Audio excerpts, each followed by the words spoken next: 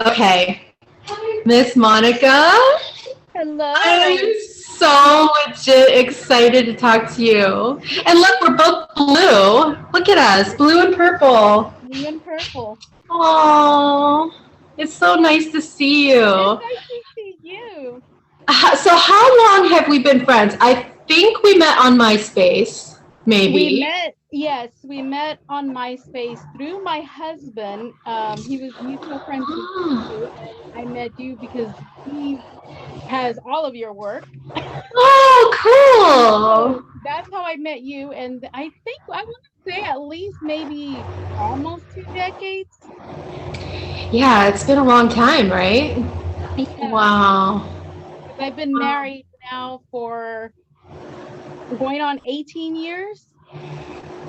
Right on. You know, So, what year did you get married? I can't do 2006. math. Oh, okay. Oh, wow. Oh my God, that makes me even. Yeah, so we got married in 1997. I'm horrible with dates, even important ones. 96 or 7. I think 97. Right. I think we got married right before we went on the big cold tour. That's I cool. think. Yeah. How funny. Aww. I can't believe this is the first time we've talked. I don't think we've talked on the phone before. No? We've talked on the phone before, but not in video or not in person. Yeah. Yeah, We've I done phone chats before on health, but other yeah, than yeah, that, yeah, yeah, yeah, yeah, yeah, yeah, yeah. I think back when I was either pregnant with Dirk maybe or newly had him, I think we talked on the phone, if I yeah. remember. I don't know. Girl, my brain. We can't keep track of anything. I can't either. We're gonna talk about that. Yeah, yeah, yeah.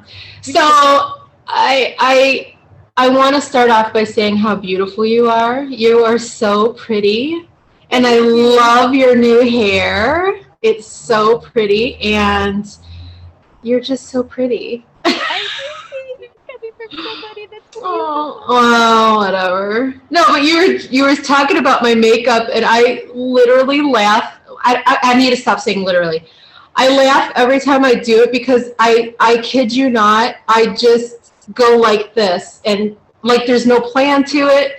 One eye never matches the other, and I laugh because I follow a lot of like makeup guru type people, and they're so like meticulous, and they have these routines, and they Hmm. put all this effort and I will just take eyeshadow and go and then eyeliner and then it Yeah, looks like it's ridiculous. It really is ridiculous. it's been. I'm gonna say maybe the last 3 years where I've actually really done my makeup. When I got a professional job, I started looking more professional, Right. and I started to watch like Jeffree Star Yeah. and Boy George and things of that nature Yeah. because I've always been admirer of Boy Sure. George. His makeup techniques are Yeah. fantastic. I would love to at least one day do my makeup that good. Well, it looks really beautiful. Like your eyeliner looks fantastic. I have trouble with it, but today it turned out Yeah. to be I think the benefit that I have of putting it on like garbage is that if it looks like garbage, it's okay because that was what I was intending to do. But I anyway, get what you're saying. yeah, You just kind of go yeah, with it. Just like we've like, been going through this whole pandemic, we're just kind of just going with it. yeah, we've had a lot of discussions about this and the vaccine and everything. Of course, I finally have my appointment for Monday, and I'm so, of course, nervous about it because I'm nervous about everything. But I Yeah. decided today that I'm going to try to redirect my anxiety about it into spite. Like, I'm Uh, going to get this to spite all of you that won't get it. And that way, I'll have like righteous anger replace fear and anxiety. you know I what? don't know. I I don't did the know. same thing. I did the same thing. I used it um, as a tool of some sort just to get through by it, and because I had a nervous anxiety about it for 2 days, but I knew that I had to get it to only Yeah. others, but also my 68-year-old mother who lives with us. Right. I'm like, I'm not gonna put her under another situation like what she had to go through with my father. So I'm just Right. like, Right. this is going to happen. And so I did research. I'm glad that you're getting Pfizer. I think Pfizer is the one that I researched the most and found to be more accurate in numbers and whatnot and statistics.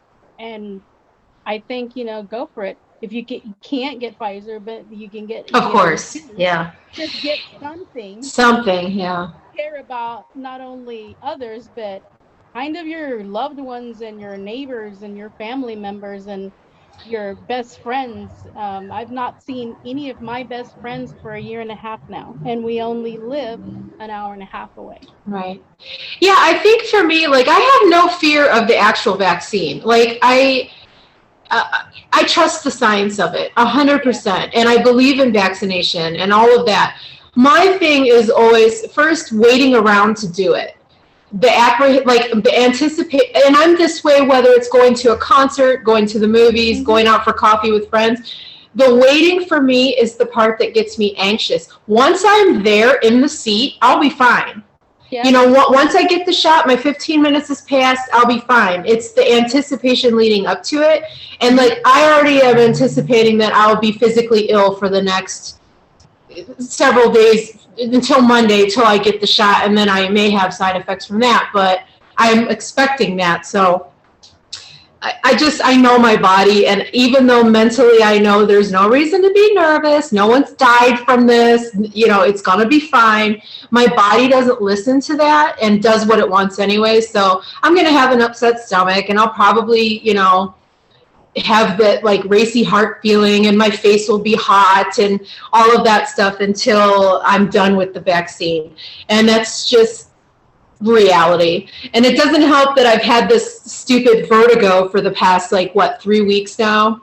So I'm just like, you know how my brain works. I'm like, oh, it's probably not the fluid in my ears that the lady at CVS Minute Clinic said. It's probably I have a brain tumor someplace, or my vertebrae in my neck is like jacked up, or like I have a blocked artery, or you know what I mean? Like, that's what my brain does.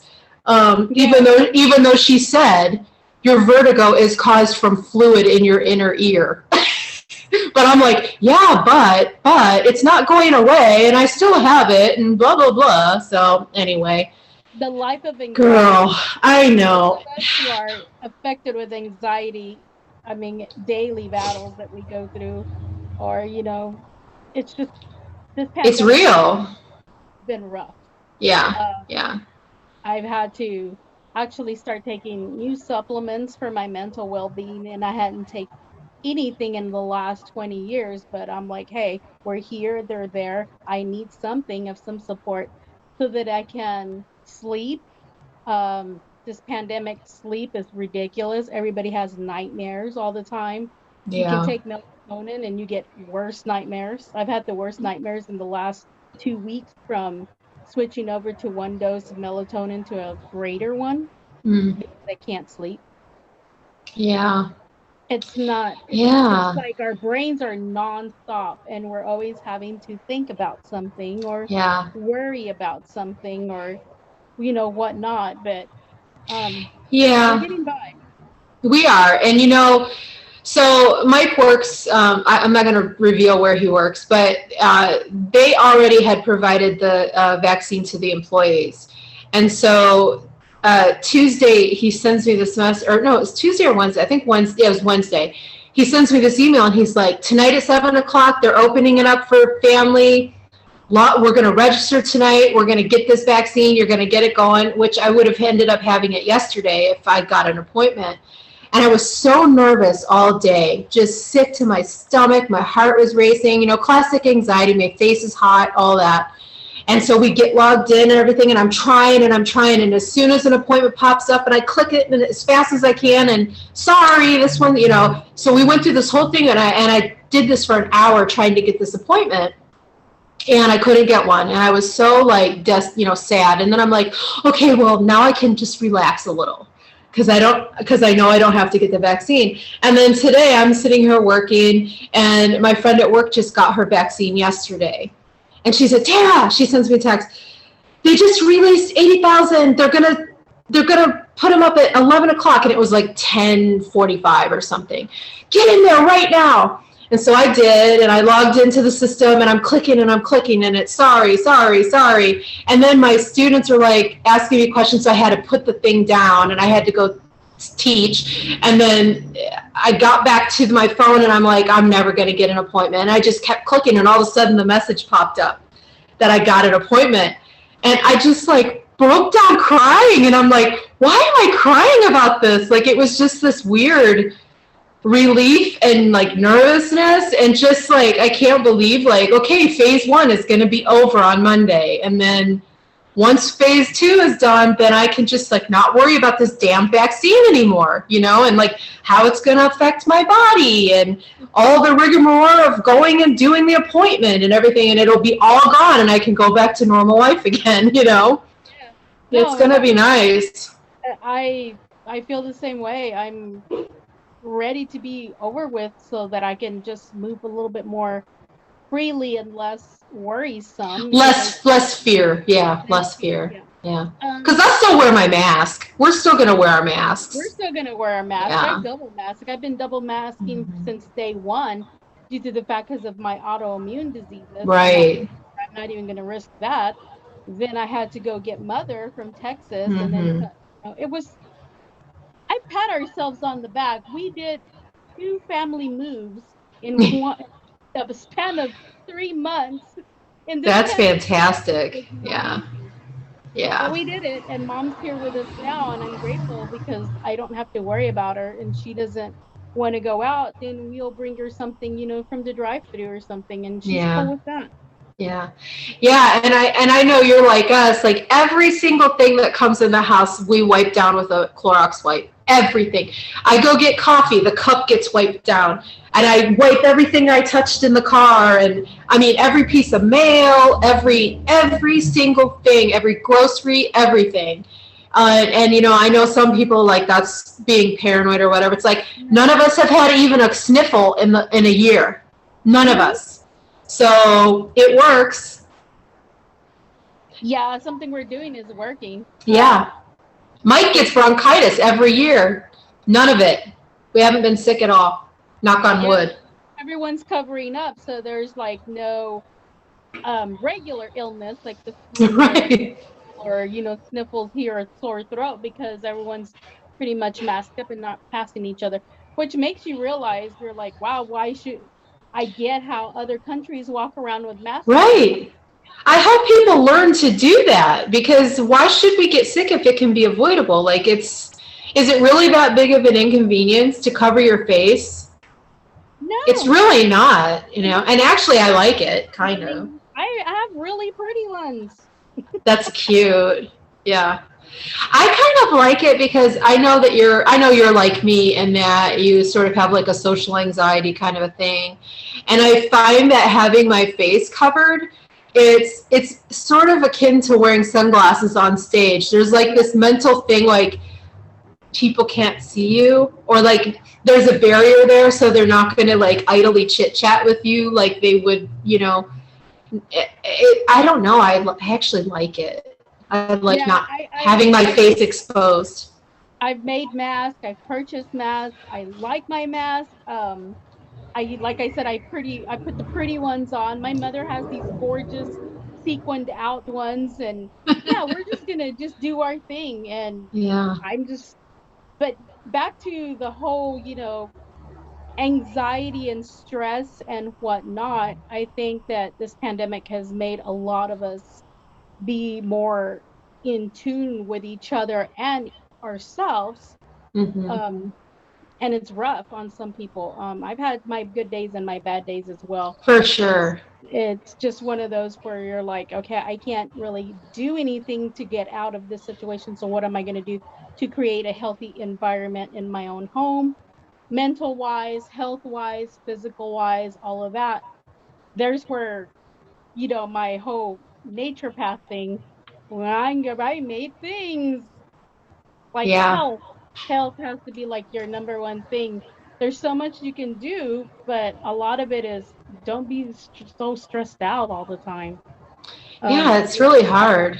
it's really hard for, and including myself, but I've learned to meditate, take walks. My best friend has encouraged me to be an artist again, and I haven't really drawn or painted in a really long time. Um, I and love the so, stuff you post. yeah, Really cool. I've tried to do what I can for myself. I've done different types of art. I make patches. That's awesome. I Wait, make hold that back up again. That patch. I want to see that. That is cool. Yeah, I remember you posted that. That is cool. I do that. I do these little creatures, you know, Yeah. Day of the Dead. I also do Day of the Dead ornaments. Oh, how cute. I do things of that nature plus jewelry, and then of course, like I said, I art, and this is my piece. And I That's think awesome. for health wise, doing this actually helps this. Yeah. Yeah, that's cute. And I I thank my best friend for being the encouragement. It doesn't matter what time of the day he does, or he goes to work, has children, has a family, and he still arts. And I'm like, I don't have children. I have a mother, I have a husband, but what am I doing? I'm not really doing anything to help myself mentally, so I need to art. I Yeah. need to do something encouraging, and I've done a lot this year. And I took some classes and I became a certified death doula finally. Oh, wow. That to me had been something that I had put in the back burner for the last, I would say, 6 or 7 years. I finished my prenatal postpartum doula training, but I never finished my death doula. And so I took this opportunity and for the pandemic, during the pandemic, that I should do something and finish up at least that last degree. So can you explain to me, and probably everybody that doesn't know, what exactly is that? What does that entail? Because it sounds pretty dark. It sounds dark, it could be morbid, but at the same time, it's comforting. You're the person that a family or a sibling will hire to transition their loved one into the next Oh, realm. You will sit by them and comfort them, provide any type of comfort, music wise. It's kind of like you're the sister to the hospice group. You come that's in actually and really beautiful. you sit, read to them. Uh, you know, their family is going to be in extreme pain and suffering due to their, mental well-being of already getting prepared that they're going to lose their loved one. Right. So sometimes they can't think and they can't Right. make the decisions properly. You're there to assist the family and the love and the well-being of the person that's going and transitioning. Oh, that's beautiful. It really is. I It mean, really is. that takes a special person to be able to take that burden on. Yeah, it's a burden. I have not had clients due to the pandemic, but there are forums and groups that I've joined here in the DC Metroplex area, and they're the most just sweetest people. And I think Yeah. if you have that in you, then of course, I'm not saying I'm an angel because I'm not, but I have not also had the thing where I'm hired as a death doula. Right. Most of my things that I've done in the past has been naturopathic work. Hmm. I know And you've been a huge help to me. I mean, I have you as my friend, obviously, but I also respect you professionally, your medical expertise. And I also have my friend Allison, who's also a doctor. And so I'm always I'm always running stuff by you guys because you know how I am. And I'm always like, please just tell me I'm not dying. I need somebody that knows about medicine right now to tell me, Tara, you're not dying. Calm down. And you guys, really help me a lot because I get very, I guess it's the anxiety, and because I do have weird responses to medicine and even vitamins and food and, caffeine and everything. So I'm always afraid to try new things. And I'm always like, what's it going to do to me when, anytime a doctor prescribes me like an antibiotic or anything, I'm always having a damn reaction to it. And it's not in my head. It's legit, but after a while, you're just like, maybe I am crazy, like maybe, and so when I talk to you and stuff and you're like, no, my husband has the exact same thing. That's a common side effect. And I'm like, okay, I'm legit here. I'm not like losing my mind. So it's a huge, and obviously that's not the only reason I talk to you, but you're a huge comfort to me in that way, knowing that I can reach out to you and be like, okay, I just tried this supplement and I feel like that. Is this normal? What is this? What is this? Yeah, exactly. Because I have such stupid side effects to stuff. I feel like, and I was told this, like some doctor told me this one time, and she was like, she's actually a nurse practitioner who I just loved. She's like, some people are just hyper aware of every minute change that goes on in their bodies. And so when you take something and you're super aware, you can get freaked out. Whereas other people take stuff and they don't really pay attention kind of to the effects of it on their body. They just take it. I guess that's why I can never drink. I can't drink. I can't take drugs. Not that I've really tried to take drugs, but I know better than to try to take drugs. It's irritating. Like I wish I could just guzzle it all and not care. Yeah, I'm like that. I have a very sensitive system, and my husband does too. And then my poor mom, because she's so tiny.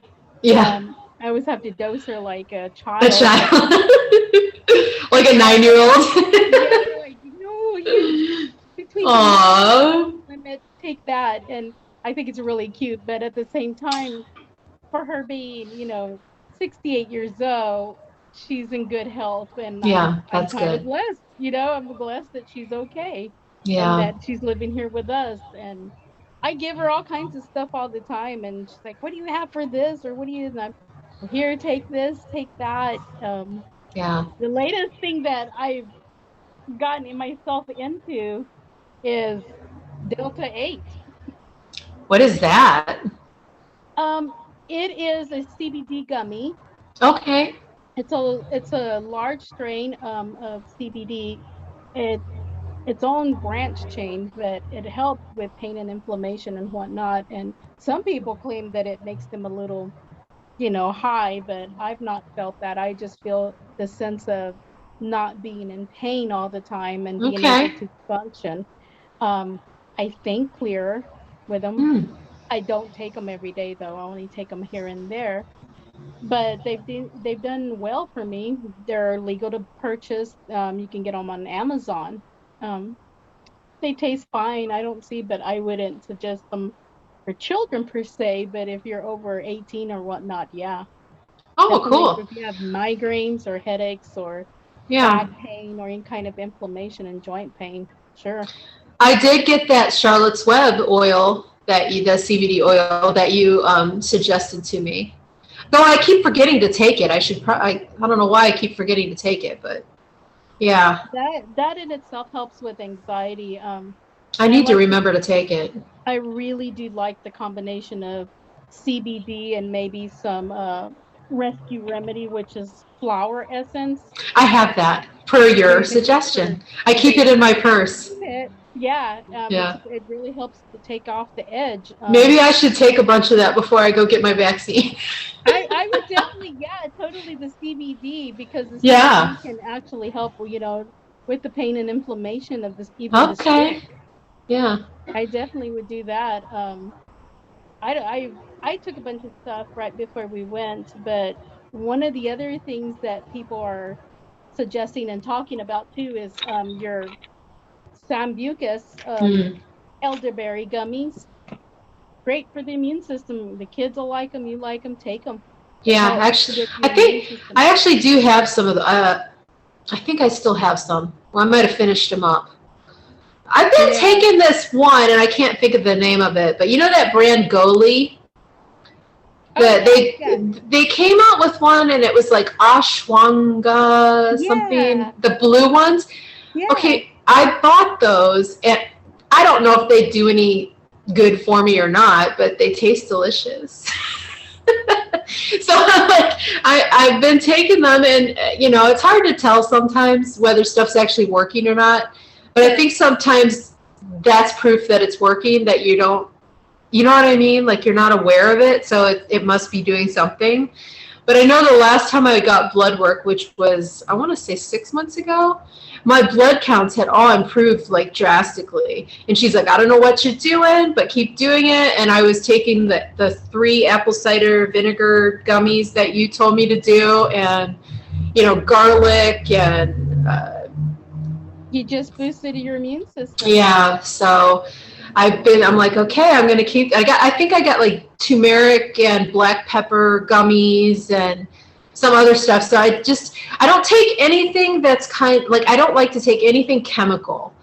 Yeah. So, Totally. or anything that you wouldn't get like in food. Like, you know what I mean? So I don't know. I'm due for some more blood work, so we'll see what happens. Yeah, definitely. We have to get together to talk about that. Yeah, Yeah. we can do lots of things. I mean, a lot of us also are going through perimenopause or menopause, and that doesn't help either with the It stress and really that. doesn't. And like I said, pandemic's been rough. Yeah. A lot of people, I've had a lot of people reach out to me that are just like, I really don't, I'm really uncomfortable right now with health due to this pandemic. They're either emotionally wrecked from it, which causes physically pain, and Yes. then women will be like, I'm having the worst hot flashes, or I'm having the worst menstrual cycles that I've had in a long time, and I can't sleep. And I don't know if they're hot flashes or cold flashes or this or that, and I'm more snappy and this and that. And I will suggest things for them all the time, to help all of the above, because Yeah. at the one point is always has to be with the stress levels of where the person is at, because if their stress is so high, everything else is going to be just like not. Yes. That's how I know. Like I know when I go through periods of really bad stomach problems, it's all traces back to if I'm stressed. Sometimes I don't even know that I'm stressed. It's like this sort of subconscious thing, and then you're like, why am I sick to my stomach all the time? And you're like, oh yeah, I guess I am stressed out about XYZ.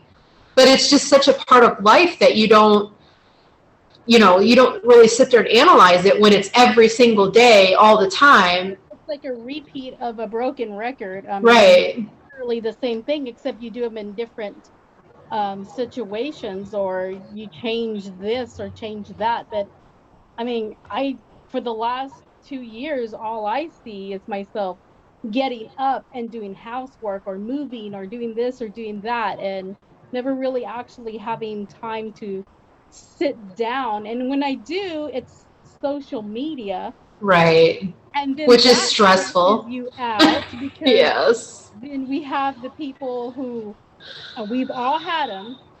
They've not been in our lives. They're in our friends list because we've known them from either elementary or junior high or high school or some sort of that nature. And then you added them and totally forgot about them. And then you post something, legit, like vaccine information or this and that. And then they come out of the woodwork and they scold you or they talk about you in a horrible Yeah. manner. And you're just Oh like, yeah. what are you doing? Why? What why are you adding to everyone's stress? Because Yeah. you just had to be a complete about the situation. And You're going to stress me out because my other friends are going to be like, well, wow, that's not a very nice person that just posted something that horrible about you, or come back with a horrible comeback, and you're like, I haven't spoken to you in 10 years. Why would you say that? Right. Monica, hold on a second. What, buddy? My son wants to tell me something. Can I download free screen recorder on there? A free what? Screen recorder. Sure. Yeah. Okay, thank you. Excuse me. Yeah, you know, I go through a lot of that. And I used to try to work things out with people because I felt like responsible for it. And I would always try to fix the situation and come to an understanding. And then I just got to a point where I'm like, you know what? I know who I am, and I know I have no ill intentions towards anybody. And if they want to treat me like garbage, I don't have to put up with it. Nope. And even if it's over as something as stupid as me posting a picture of Superman and them having to make a shitty comment about it, I don't have to have that in my life. Like, I don't. No, and I have this now. No. It's true though. It's so true, and it's like, no, you don't come onto my social media and pretend to be my friend in the backwards, and then you, like you said, you don't need to be a jerk about it. If you have an opinion, great, keep it to yourself. But you're right, showing everyone how horrible of a person you are if you're going to tell me. I've unfriended so many friends from high school because of that. They're like, oh, this and that, or you belong in a cult, or you sell snake oil, or yeah, oh my God, you're a morbid human because you're a death doula, without even asking, what it is that entitled, or why did you decide to become this? Or another of my things is I am officially a certified curandiera, which is a Hispanic Latino shaman.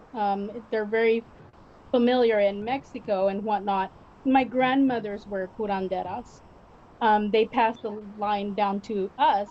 Whoever the granddaughters wanted to learn the herbs and spices and the calling of that situation, sure, she was ready to teach us. But those who didn't. But that, a lot of people would be like, oh my God, you do horrible witchcraft, you're going to kill me. No. No.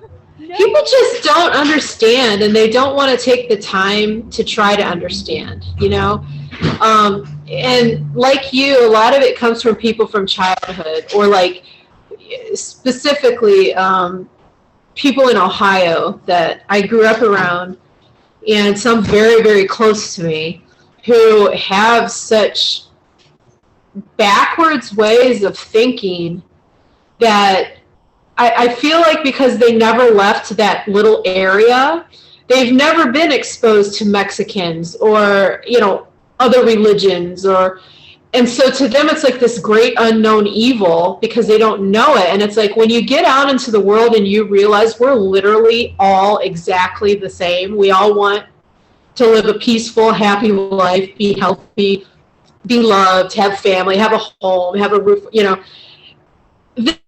then you stop caring so much about the little details of what you believe about, what's your God and what's your, you stop caring about that stuff because we're all essentially the exact same, and it's disturbing to me that some people just sort of refuse to acknowledge that other people are allowed to live how they want to live because it doesn't affect you at all. It's just so bizarre, and it's aggravating to me.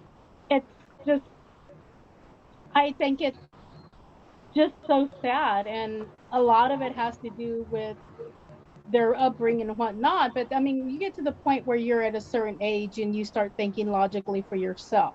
Sure.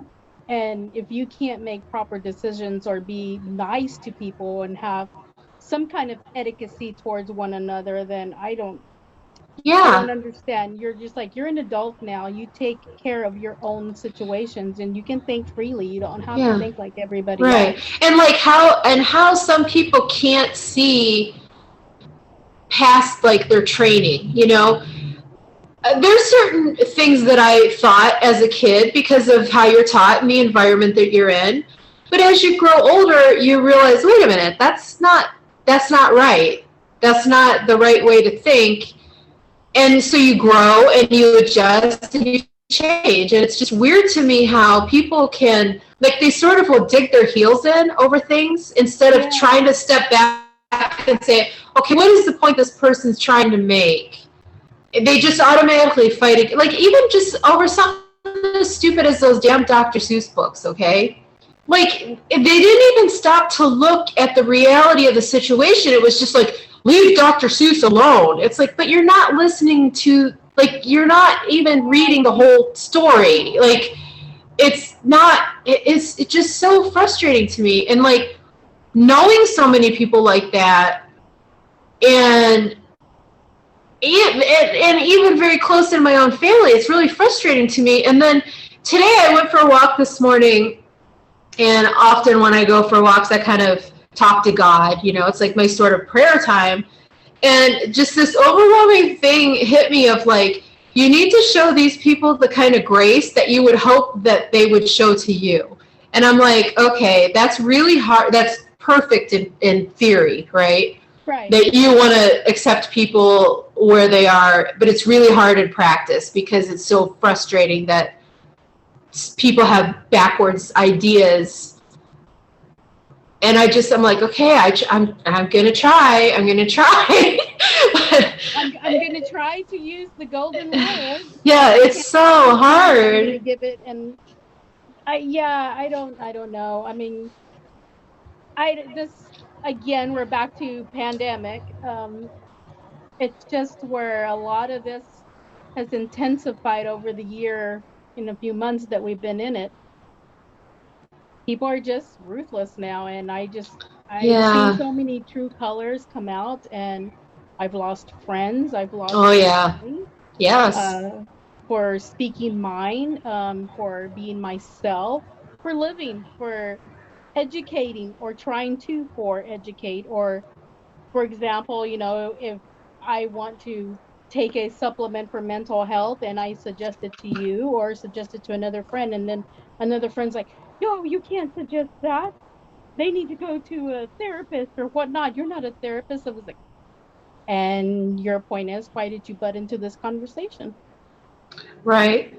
It's like, no etiquette, persona whatsoever. They'll just spew out, and then you're like, that person wasn't asking you, and they chose to ask me, and I answered for them, and I'm sorry you don't like it, but that's not, we weren't having that conversation. It was our mutual friend.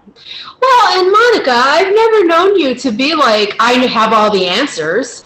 You merely provide a suggestion. I've asked you so many times, you know, stuff. We've just, and not even asked you, just in conversation, and it's like, you've never been like, do XYZ, you know, you're like, try this, see if it works, you know.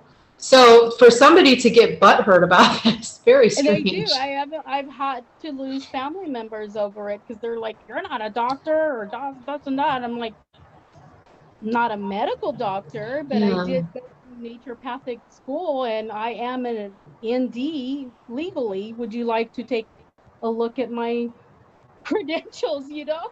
Right. I'm just like, I'm not explaining anymore. I told my mom to my family members, what entitle I do, because between them, I'm either a witch or oh jeez.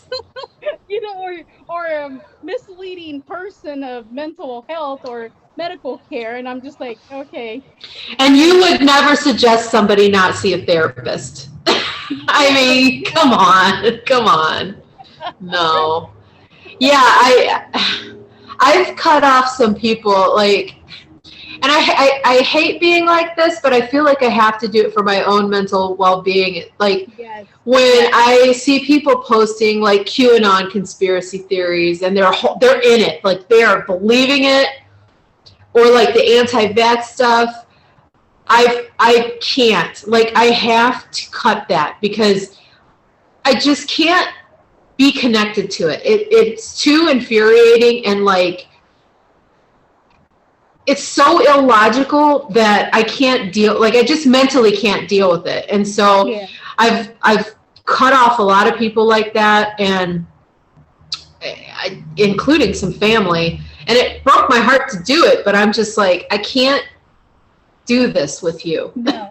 For your mental well-being, I mean, we're under stress already enough. We've got to deal with all other things in our home, outside of home, how to not get our family ill and whatnot. And then Yeah. you're coming at me with this, and you're just like, no, I don't Yeah. really have time for this. You got to go.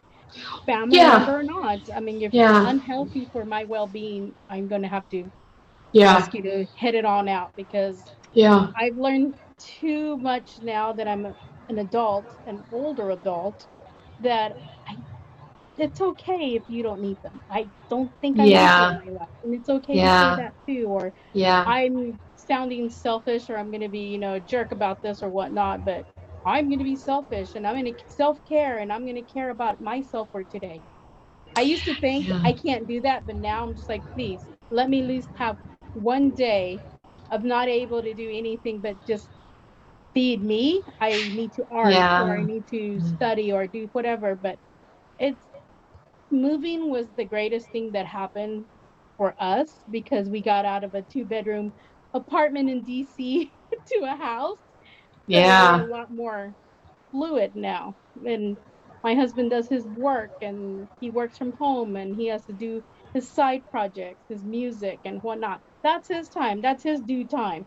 My time is, helping others, suggesting supplements, helping people with, mental situations, or do this or do that. And then in the spare time, then I art.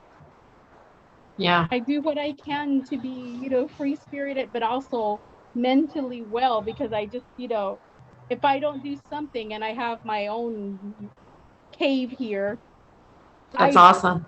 not going to be able to function. And even I love my mother, but I need times that I need to be away from her as well. Yeah, of course. I feel like everybody needs quiet alone. I mean, that's not even an opinion. Everybody needs quiet alone time. Like you have to Yeah. have that time to yourself, even if it's just taking a bath and sitting in there for half an hour, or, an extra long shower, or a drive in a car, whatever, to and from work.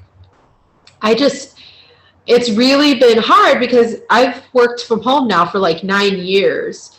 And usually I was at home all day by myself, and Dirk would be either at daycare or at school. And then I would have a little bit of like quiet time to, like, I used to do a lot of writing, like, but Yeah. between the time my work ended to where I would go pick him up and stuff like that, or whatever.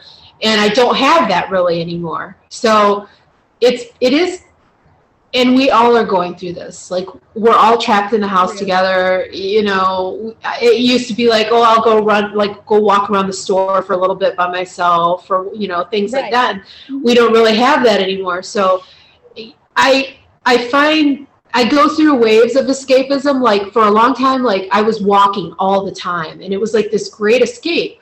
Well, I can't seem to mentally get back into that again. Like, when I walk now, I can't get to that zone. So then I find other forms of escapism, writing, chatting with people. This podcast was one of the reasons. It was another form of escapism. And so I hope that other people can figure that out, like what it is that they need to kind of decompress from all of the stuff that's in the world. And it's not easy. And some days I'm good at it, and some days I have mental breakdowns pretty regularly. Yeah. And my poor friends and Mike and whoever gets to hear about it, where I'm just crumpled up and have zero self-esteem, and who even am I don't. Yeah, It no, just I happens. totally get it. I have moments of that, or I don't, please leave me alone, or I just need me time. I need to listen to music. I need to do something constructive, or, whatever it has to do. But I just, that whole mentality of just being here all the time is just, it's wearing thin. Yeah. We an email today. Um, they're suggesting that Dead Can Dance is going to do their tour after the fall, and I'm just like, at this point, so many concerts we were going to last year got canceled. So now I'm just like, it is what it is. My husband was like, "You think Yeah. it's going to happen?" I was like, "It is what it is." I Yeah. mean, it all really do good by getting out, but then there's also the thing is like wearing a mask at a concert. Okay, well, maybe, maybe it'll work out, maybe not. I don't know.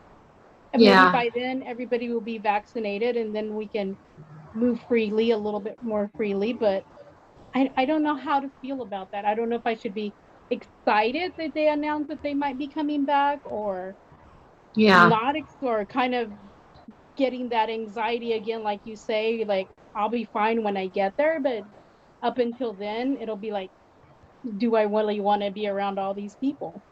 Yeah. I know. It, it's one of the, I mean, I want to get out, but I'm at the same time, I have this fear now. And my mother has this fear where she's like, are we going out? Or what are we doing? Where are we? How long are we going to? And I hear the panic and the anxiety in her because I'm like, okay, mom, if you don't feel comfortable going out to the grocery store, then you sit there. We'll do it for you. But at the Yeah. same time, I don't want her sitting there all day either because it's Right. unhealthy.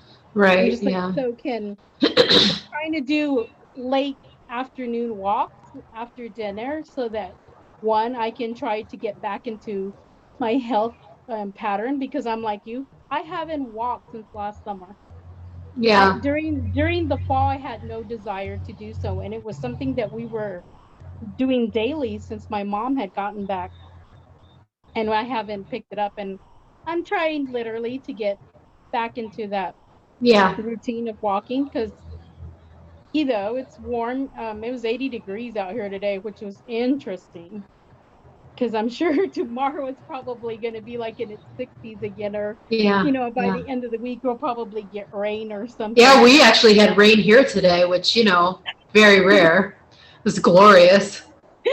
You're like, look, it's raining. I know. Like it's been cloudy the past couple of days, and I'm just like, I love it. I love it. 70 clouded weather. That's how Yes. you're living when it's that type of weather. It's 70 Yeah. degrees, cloudy, no Yeah, sun in your face. it It's was like 62 here, and it was completely cloud covered. And then in the afternoon, like I want to say, like around 3 o'clock, we had like a really nice rain that lasted for quite a while.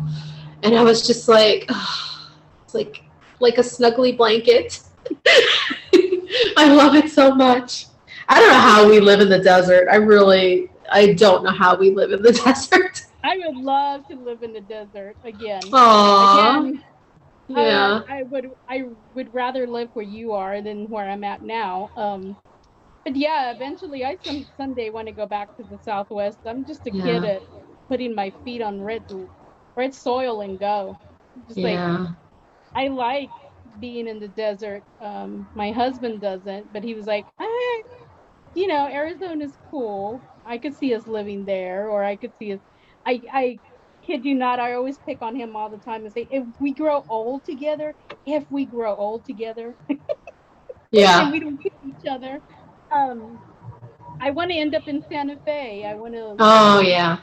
live in, like I want to be the little elderly people walking around, with their stretchy pants and living their Aw. cocktails in their hand and living their life. I love Santa Fe. It's such a magical place and it has so much memories for me of positivity. Sedona does too. Yeah, Sedona's beautiful. I really like Sedona. Yeah. A I lot of don't know. magic there. A lot of magic there. I both of those places are just so appealing to me. I mean, we could eventually go back to Texas, but nah. Right now, I Texas don't feels like want Ohio to me. I Yeah. don't want to do that. I love Texas, don't get me wrong, but the mentality there right now is just like Yeah. I'm not from, it's, Yeah. I See, don't that's like know. I love Ohio, and that's why it hurts me so bad because I'm like, I love you. Northeast Ohio is so beautiful, and it hurts my heart that there's so many not nice people there. Yeah, I totally, yeah, Texas is the same way, and it's very disappointing. And then you have your loved ones who still live there, and you're like, you poor people.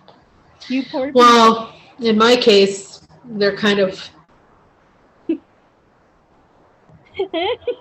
why I don't live there. I shouldn't. No, because Tara, I say the same thing. I don't live in Texas for a reason. Yeah, it breaks my heart though. Mm-hmm. And I know that from their side of it, I'm the problem. You Right, know. we're always the problem. Mm-hmm. Because we're the different ones. But I just want everybody to be like happy and taken care of. I don't know why that's bad. I don't know. I don't know. I mean, I'm the same way. I tend to take care of my mother, Us and damn socialists. you know, that's I know. I need one of those. According to some people, and it's just like, okay, well, you do your thing, I'll do mine. Just don't tell me what to do. I'm an adult. I want to take care of my mom. I think it's cool for her to live here with us. I think it's I'm grateful for adorable. my husband that was like, yeah, sure, why not? Yeah. You know? Well, you know, after Dirk was born, my mom would come out here and stay for like months and months and months, and it was great. You know, we loved having her here. Yeah. She hasn't been able to come out. You know, it's been a few years now, and of course with COVID and everything. And I'm just like, please get vaccinated. She's on the fence about it, and I'm just like, please get vaccinated. My mother was too. But I told her today, I'm like, I know you think I'm being negative about this, but I'm literally desperate for you to stay alive. Get the shot. Please get the shot. No, And my husband was the same way with my mom. He told her, no, there's no if, and, or buts. You're 68. You've been called. You're going. yeah. Yeah. You know, and I thought of this analogy today, and I'm like, okay, so if I handed you a squirt gun filled with water and a handgun that was only missing one bullet, and I told you you had to put it to your head and pull the trigger, would you pick the handgun just because you didn't want your hair to get wet? Or would you pick the squirt gun? I mean, because a lot of people are afraid of the side of because you hear these stories like, oh, I got the shot and I was sick for like 2 days and blah, blah, blah. And it's like, I think that's scary to a lot of people. Understandably, it scares me too. Right. But I think I'd rather get my hair wet with the squirt gun than pull the wrong bullet with the gun. Uh-huh. Which is essentially... Do you want to walk around, or do you want to be on a ventilator in the hospital? Right, or give it to somebody. Yeah, or give it to someone. Mm-hmm. Yeah. And that's not a good situation. I think about how guilty I would feel if I got sick, and I was just moderately sick, but gave it to somebody and it killed them. Like, you don't know how you're going to be affected by it. And we know with the vaccine, it's 100%, you're not going to die. You might still get sick, but they've said it's 100% you're not going to actually die. Right. If you've got the vaccine. So it's a no-brainer to me. Like, yeah, I mean, it's a question that a lot of people are avoiding. I've had friends again from high school or junior high, and I'm not going to get that. Okay, well, that's your personal choice, but you're also showing me your true colors and how you don't really care about others. There's things like green that you can take afterwards, and if you're that paranoid about it being in your liver or whatnot, take the greens, eat your greens, and move forward. But we've got to... Can I just say, mom and dad and grandpa and grandma, these same people don't care so much about their liver when they're drinking on Friday night. Because most of them probably throw back a few drinks here and there. And I don't think they care about that going into their liver. Of course, just hypocritical. I can't even say the word because it makes me so angry half of the time, because that's how I know a lot of people are like that. Oh, I'm not going to get that vaccine, or I'm not going to boost my immune system, or blah blah blah, this or that, or you're not going to do this to help my mental well-being. Okay, great, but you're also making the rest of us suffer, and with COVID, potentially die. Sick. So, yeah. This again, some true colors are showing out, and a lot of people just don't want to face the reality of, you have to kind of just think about someone else now instead of yourself. I mean, it's cool to be selfish and return to yourself, like the Buddhists say, on a daily basis. At the end of the night before you lay down, you got to return to yourself, of course, because you are who you are, and no one else is going to be telling you what to do or what not. But at the same time, you have to be compassionate and think about others and their well-being and how that person is actually helping you, like the retail worker, the frontline workers, whatnot. You're going to a grocery store, or you're going to Target, and you're going to go buy something. Do you want to get the person that checked you out sick and die? And they have families, Right. they have loved ones, and they can't take this home because you were being a selfish, you know what? I don't, and that's how I see right now. Texas, open it all up, open this, open that, open the bars up. For what? Dude, I am sorry, but if you're that bored, find something to do. Again, art, dance, something. I recently started taking ballet lessons on YouTube again from my dance teacher in high school. She suggested some on YouTube, and I'm doing them, and I'm like, great, I can still do it. Find something, do some Tai Chi, some meditation, some jogging. My husband grill. Learn how to grill. Fishing, something. Do something. I mean, yeah. I don't really understand. It's not that hard to pick up a book or take a walk or do this. But don't you think I gotta be at a bar? And they're like, no, I don't. You don't need to be at a bar. Don't you think it's sort of the same mentality of people saying, like, I'm not going to spend my tax dollars on your health insurance, and it's kind of that same mentality of, like, everything's me, what I want. I earned what I have. I'm not going to share it with you. And I'm like, I'm just not that mentality. Like, I'm just not. And so it baffles my mind when people say things like that, or like, you'll see a meme post where it'll say, like, instead of worrying about homeless dogs, why don't we feed homeless kids? Why can't we do both? Why are you making a competition between homeless cats and homeless, kids? Like, let's do it all. We can have compassion universally. We don't have to say, like, I saw one the other day that said something like, instead of feeding, or instead of taking care of illegal aliens, why don't we take care of our vets? Why aren't we already taking care of our vets, first of all? First of all, yes, because I have friends who still haven't had their COVID shot, and they're vets. So, like, why don't we, instead of turning it into a competition between who's more self-righteous that deserves help, why don't we just maybe help and care about everybody?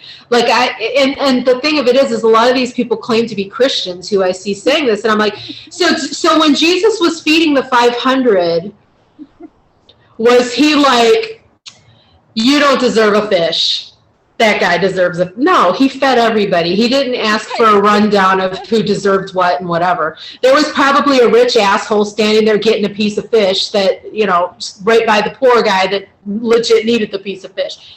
He didn't care. We can help everybody. We don't have to, like, divide our care for people. It's just so gross to me, and it's illogical, and that's what gets me. It's the illogical nature of it. It makes no logical sense. No, none whatsoever. I've seen this all the time, and it's before even the pandemic arose. Yeah, for sure. Just competition after competition. That's another thing that I've entitled myself into. I'm just like, okay. When you decide to post some of your artwork on public forums or something, there always has to be someone who has to be a complete jackass. And I know that. I don't like that, or you're racist, or this and that, and you're like, first of all, I'm an artist. Second of all, I posted it up because I thought it would probably benefit Joy somehow. And so you're going to be a complete jerk and criticize my work or make fun of it or say something. I've done this several times to groups that I'm belong to, and I've had horrible things, said about my work. And I sit back and laugh and I'm like, I didn't ask for your opinion. I didn't ask for your criticism. I just wanted to feel good about showing something I accomplished, and I just wanted to show it off. I'm not even gonna lie. I haven't arted in so long, so I do it, and I get criticism. I'm just like, okay, well, we'll just move on.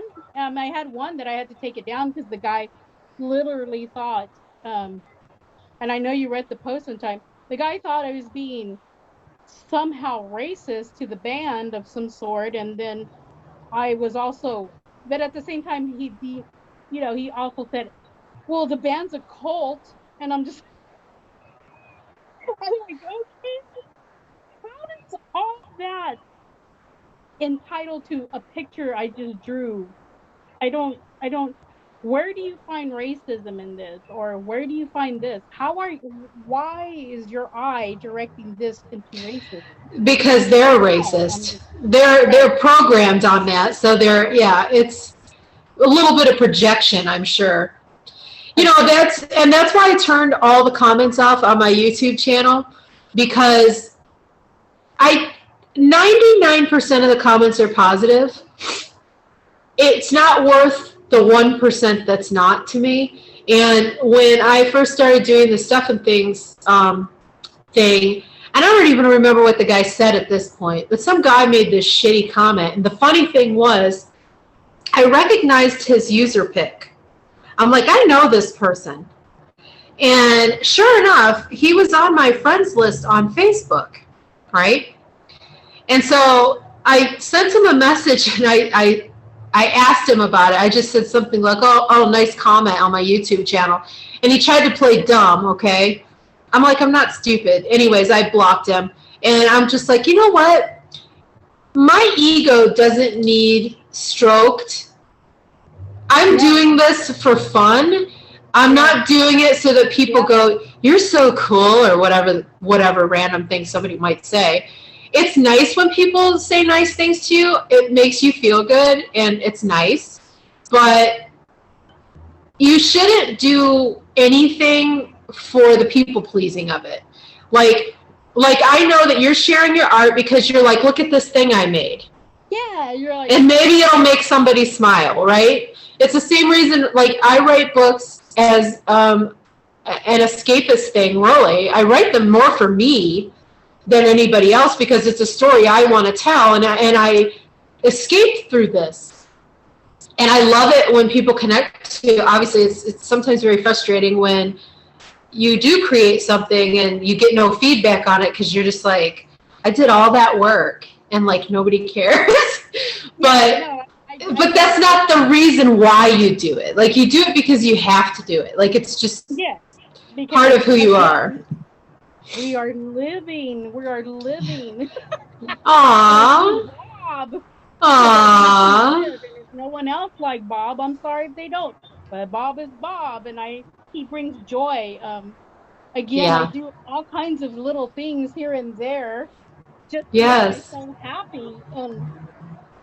Our mutual friend, he does it on a daily basis. Yes. Michael does what he can, you know, like I said, working, taking care of children and whatnot. And I I'm grateful for him for that. I'm also grateful for I him love his art. encouraging me. Yeah, I don't know if you've seen this one. This is his comic series. Aw, no. That's great. Aw, that's sweet. This is kindness. He called it kindness because Aw. you gotta, you know, compassionate and be kind towards one another. But I I'm really grateful for Michael, or aka Banshee Milk. Yeah, yeah. If he does art on a daily basis, and I look forward to seeing his stuff because it motivates me to get off my butt and do something. Because I'm like, if Michael can work full time, have a job, have a family, have, you know, time with his kids and whatnot, and be able to push himself to daily uh projects and daily art and daily drawings and whatnot, then why am I just not doing that too? For me, his motivation is intense for me because I'm just like, he's during this pandemic, we've all have our issues, and we have stress, anxiety, OCD. I'm plagued with all three. Um, Fun. Fun. tendencies of bipolarism. Michael has autism, and but we're getting by arting, by doing something we love, and him making masks and t-shirts and things like that. I'm just like, hey dude, you're one level ahead of me. I I really grateful for encouraging me to get off my butt and pick up a paintbrush or pick up some sewing or, you know, do some rings or something. But it's, I don't know, I'm really having to do more of that just to keep on a balanced level. Yeah. It keeps me whole. It also helps me with, you know, my client work. If someone is to, you know, want to talk about, I'm more compassionate because I'm more relaxed and not stressed out about the pandemic and Right. whatnot. Right. More patience, More probably. patient. Yeah. I have to do less things. But I had a client recently. She's been trying to do her balancing and get back to her perfect little routines of doing, because she hadn't been able to do that. She battles a lot of anxiety, and we went through a whole stress panel thing and talked about it and provided tools and necessities for her. And she texted me the other day and she's like, you know what? After all that and after all the things that I'm over it. I'm good. I'm moving forward. I did this and that, and she's back into dancing too. And I'm just like, Aw.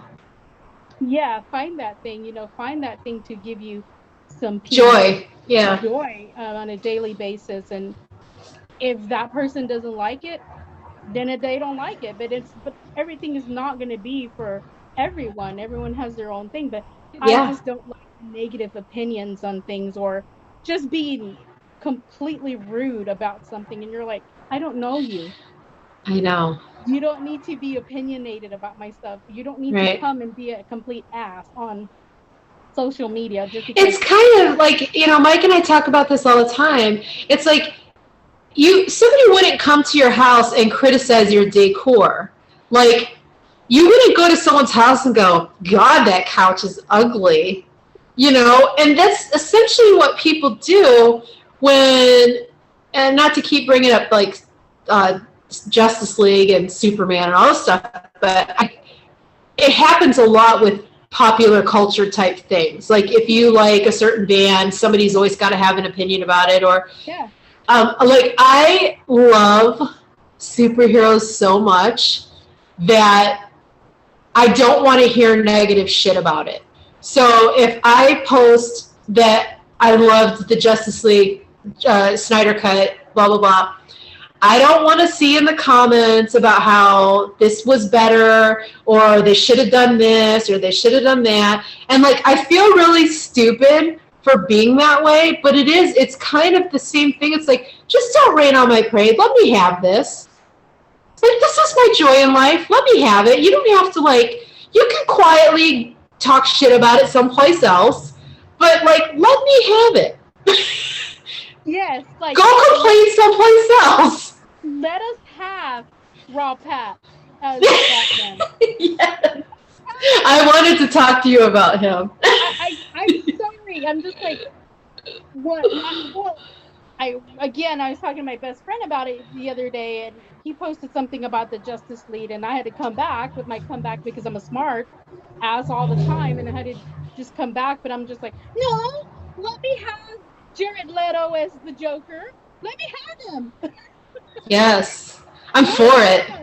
Let us have one pretty person at least one time. If it ain't Depp, let us have Leto, and let us have, Rob Pat. And I'm just like, no, you see, because how I see it is when I see Ben Affleck as Batman, I don't see Ben Affleck as Batman. I see him as Daredevil. I'm just like, I see him as Daredevil. I don't see him as Batman. Don't say he's a bad Batman, or I don't want to ever see him again as Batman, but I'm just like, okay, I just kind of just see him as Daredevil. But my thing is, let me have my Raw Pat as. I want it all. I want it all. I want Batfleck. I want Robert, whatever they're calling him as Batman. They have a nickname for him, but I can't think of it. Pat Fleck? I don't know. I just made that up. But I want all of it. And I don't compete, like I don't put them in competition with each other. I can appreciate this for what it is, that for what it is, this for what it is. And I love all of it, and I want all of it. And I never want to stop having all of it. So yeah. Christian Bale Batman is effing perfect. Ben Affleck is perfect. Robert Pattinson is going to be perfect. Michael Keaton, not my favorite, going to be perfect in the Flash movie. I love all of it, and I want all of it forever. Yeah. I'm just like, let me have Leto. I was like, this. Yeah. Come on, let me. I loved him. I liked him in Suicide Squad. To me, every time he was on screen, that's where you looked. Like, it was like I'm there for it. I thought he was great. It was different.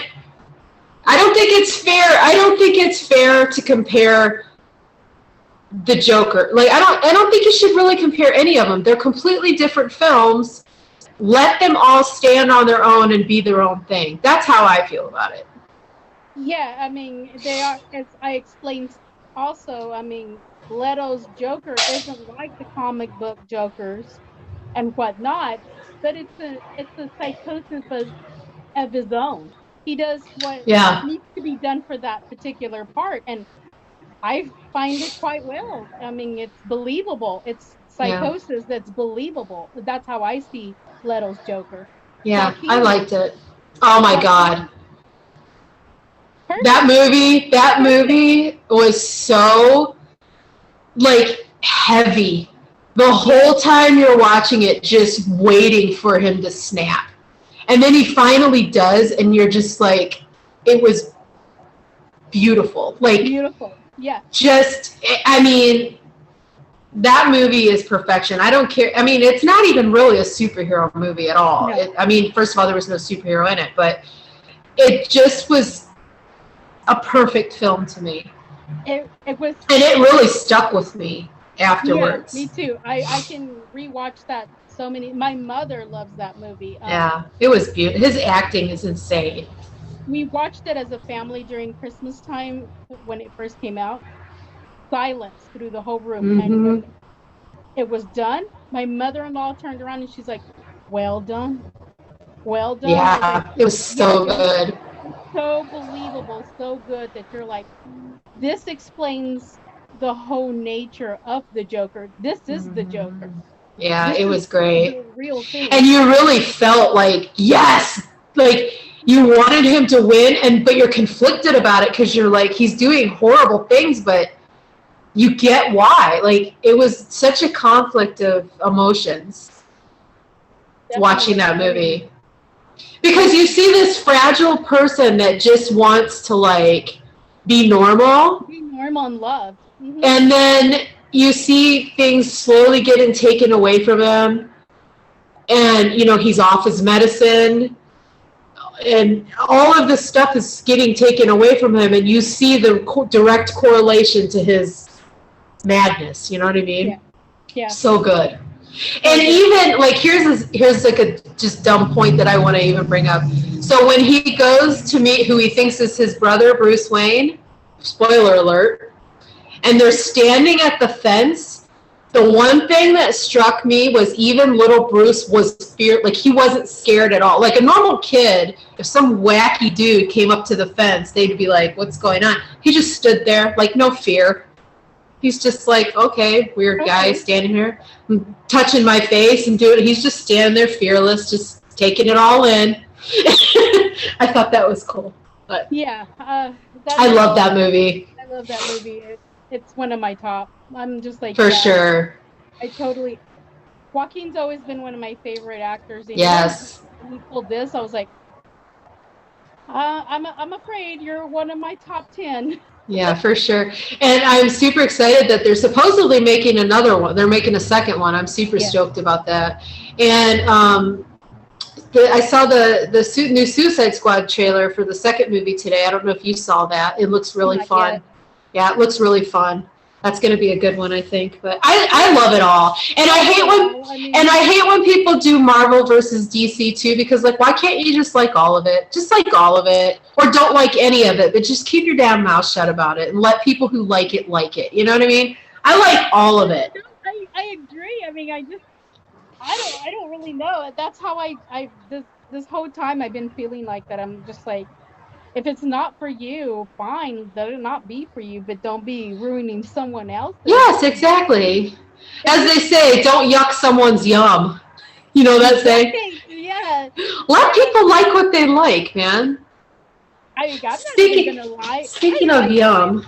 I like raw pets. Dude, I live for, like, you know, okay, here's the thing. I know Twilight's cheesy. We all know Twilight's cheesy. We all know the story has flaws in it. I effing love it. I will, if I'm scrolling through channels and that movie's on, you better believe I'm there. I'm there and I'm watching it. It's one of those things for me that it's like a comfort thing. Like if there's nothing else on, I will hunt up Twilight and watch. But I love all that. Like first of all, I love teen romance crap anyways. I'm like a sucker for it. Like those stupid Netflix movies, you know what I'm talking, like all those teenage love, and I love all that crap. And anything vampire, from the highest of art to the stupidest of stupid.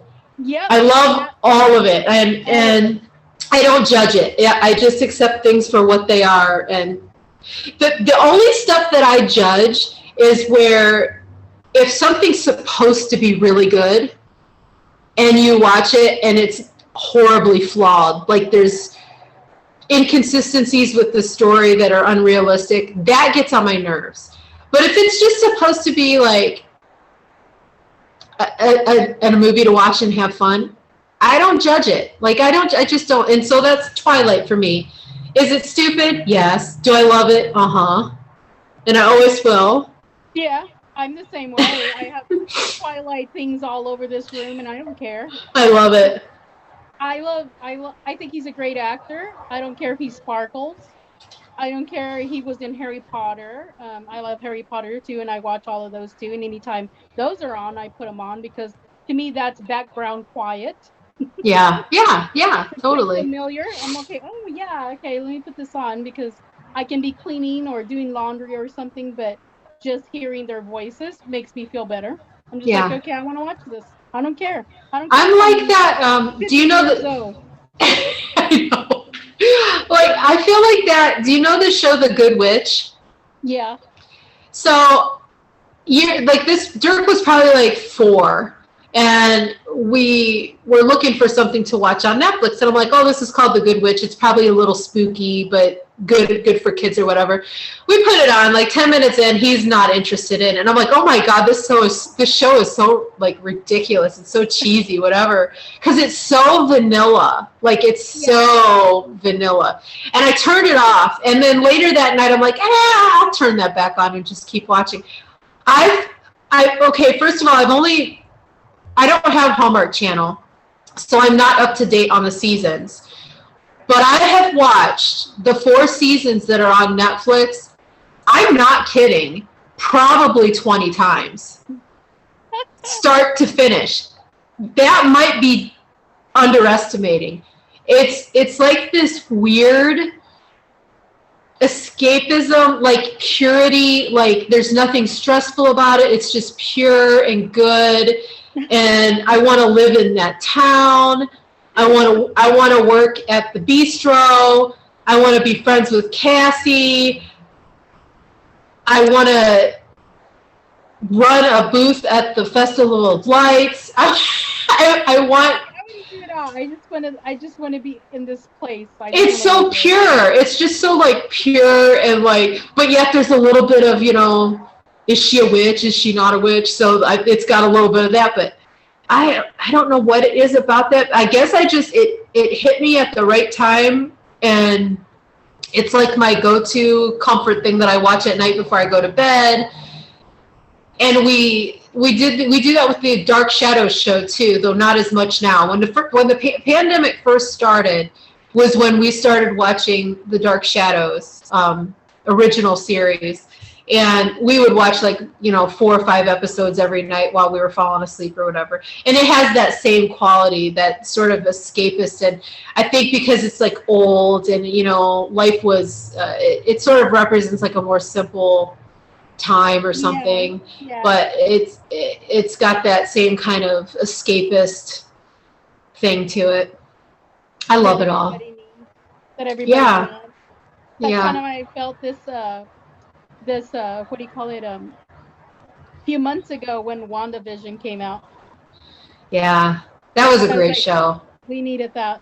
That was great. Yeah, that really was a good show. And we started actually watching Doom Patrol. We watched the first episode of that's great. Like, I kind of hope we actually keep watching it. Sometimes we start stuff and then you sort of get off track or whatever. That seems like a really great show, Doom Patrol. And we started watching the Falcon and the Winter Soldier. How was that? The first episode was great. Okay. It seems like it's going to be good. Yeah. But I love Vision. So Wanda Vision I love him. He's so great. Just, to me, it was comforting. Yeah. It was soothing. It was seeing the old shows. Like this. Yeah. It was kind of nostalgic. It was kind of like she threw it all at once but it was like little pieces of our childhood here and there. Yes, exactly. Because like we all grew up, those shows would be on in the afternoon, and it was nice. I know, it was good. I didn't understand the 90s version. I don't know what she was trying to go for. My husband said Growing Pains Family. Malcolm in the Middle. There was Malcolm in the Middle. Okay. Yeah. And Modern Family. Yeah. Okay. I was like, what? It seemed familiar. We were like, Full Housey, or it had that vibe. But we couldn't do it. Now I have to tell him it's going to be Malcolm in the Middle. Yeah, totally was Malcolm in the Middle. Yeah. It's great. Good show, though. It's a good show. I don't know. That last show, though, oh my God. Did you cry? I cried. I cried. I was just like, oh. I know. It was so, my mom was hooked to it. She was like, this is really good. It's so good. And that we got into while the beginning of the pandemic, and then we got my mom finally into it, is the Umbrella Academy. Yeah, you know what? That's a great show, too. But for whatever reason, I'll start watching it, watch a bunch of episodes, and then get off of it again. And then I'm off of it so long that I need to start back over. And it's really hard getting TV time anyways, because work, and then, we can only watch certain things with Dirk because he's at a certain age, so we can't watch anything that's like mature audience or anything like that. So our choices are fairly limited. So we end up just usually watching the same stuff all the time. We watch a lot of Bob's Burgers, which is totally escapist for me too. I love that show. And we've been watching like Hell's Kitchen lately, and like all his Hell's Kitchen and 24-hour whatever where he goes and makes over. My Yeah. mom and I went through all I love of that. him. I love Gordon Ramsay. I love him. Like, I'm dying. Like, I want to go to his restaurant so bad. Like, I would love to be on that show. I would love to sit down and eat something he's prepared. I'd be like, let me see what you're all about. Yeah. You're such an ass to everybody. Oh, I love him. He's not, though. I actually read, I can't think of her name. What is her name? She won one of the seasons, and now she's like the sous chef in charge of the girls' team. She actually talked about him, and like what they don't show on the show is all of the time he spends like one-on-one mentoring like each person. And she's like, if you pay attention, the only time he yells at somebody is when they're trying to send bad food to a customer. And if you think about that, he never yells at anybody during like the challenges. He's always laughing and kind of goofing around with them during the challenges. The only time he throws an absolute hissy fit is when they're trying to send food to a customer and it's bad food. She's like, she goes, he's an absolute sweetheart, and he absolutely like melts around children. Completely different. Yeah. So anyways, you got to have the beef Wellington or like the scallops. I want to try all of it. The risotto. Yeah, I want. So do your donkeys. The risotto. I want all of it. Yeah, just make it a whole spread and let me taste everything you're preparing here for us. I do. Yeah. He's one of the ones that I really would like to try some of his food. Yeah. I'm dying to go someday to one of Jose Andres's restaurants here in DC. That man is a saint. Yeah. That he is the epitome of a saint. What he's done for Americans and non-Americans, just like you will literally, he is one that would probably give you his shoes and socks and his Aww. That man is just like so sweet. Aww. I just want to go and try one of his restaurants in DC. We were going to one time, but it was so busy. We couldn't go in there, and they were like suggesting we sit at the bar. But at the bar, they had, appetizers and some small tacos. And my husband was like, I'm not going to eat chapulines in a taco. Chapulines are crickets. He's like, I'm not going to do that. So we said, we'll have to decline and come some other day. But we've never gone back. And I hear it's really good. And I hear it's very Mexican, like authentic Mexican. So I'm curious. Yeah. And he always does these benefit dinners and whatnot where if you pay, for like a 3-course meal, you'll pay like $75 and then like 50 or more will go towards his organization for feeding the disaster relief. Oh, that's cool. And so I really want to do something like that. I think chefs are another way of expressing, again, like we're talking about. Sure. Art. When you cook, you're an artist. You make all these different things, and sure, they don't have to be pretty, but they can be the most joyful things. And that's another thing that I've gotten myself into a lot too for mental health reasons. Prepare a meal for someone.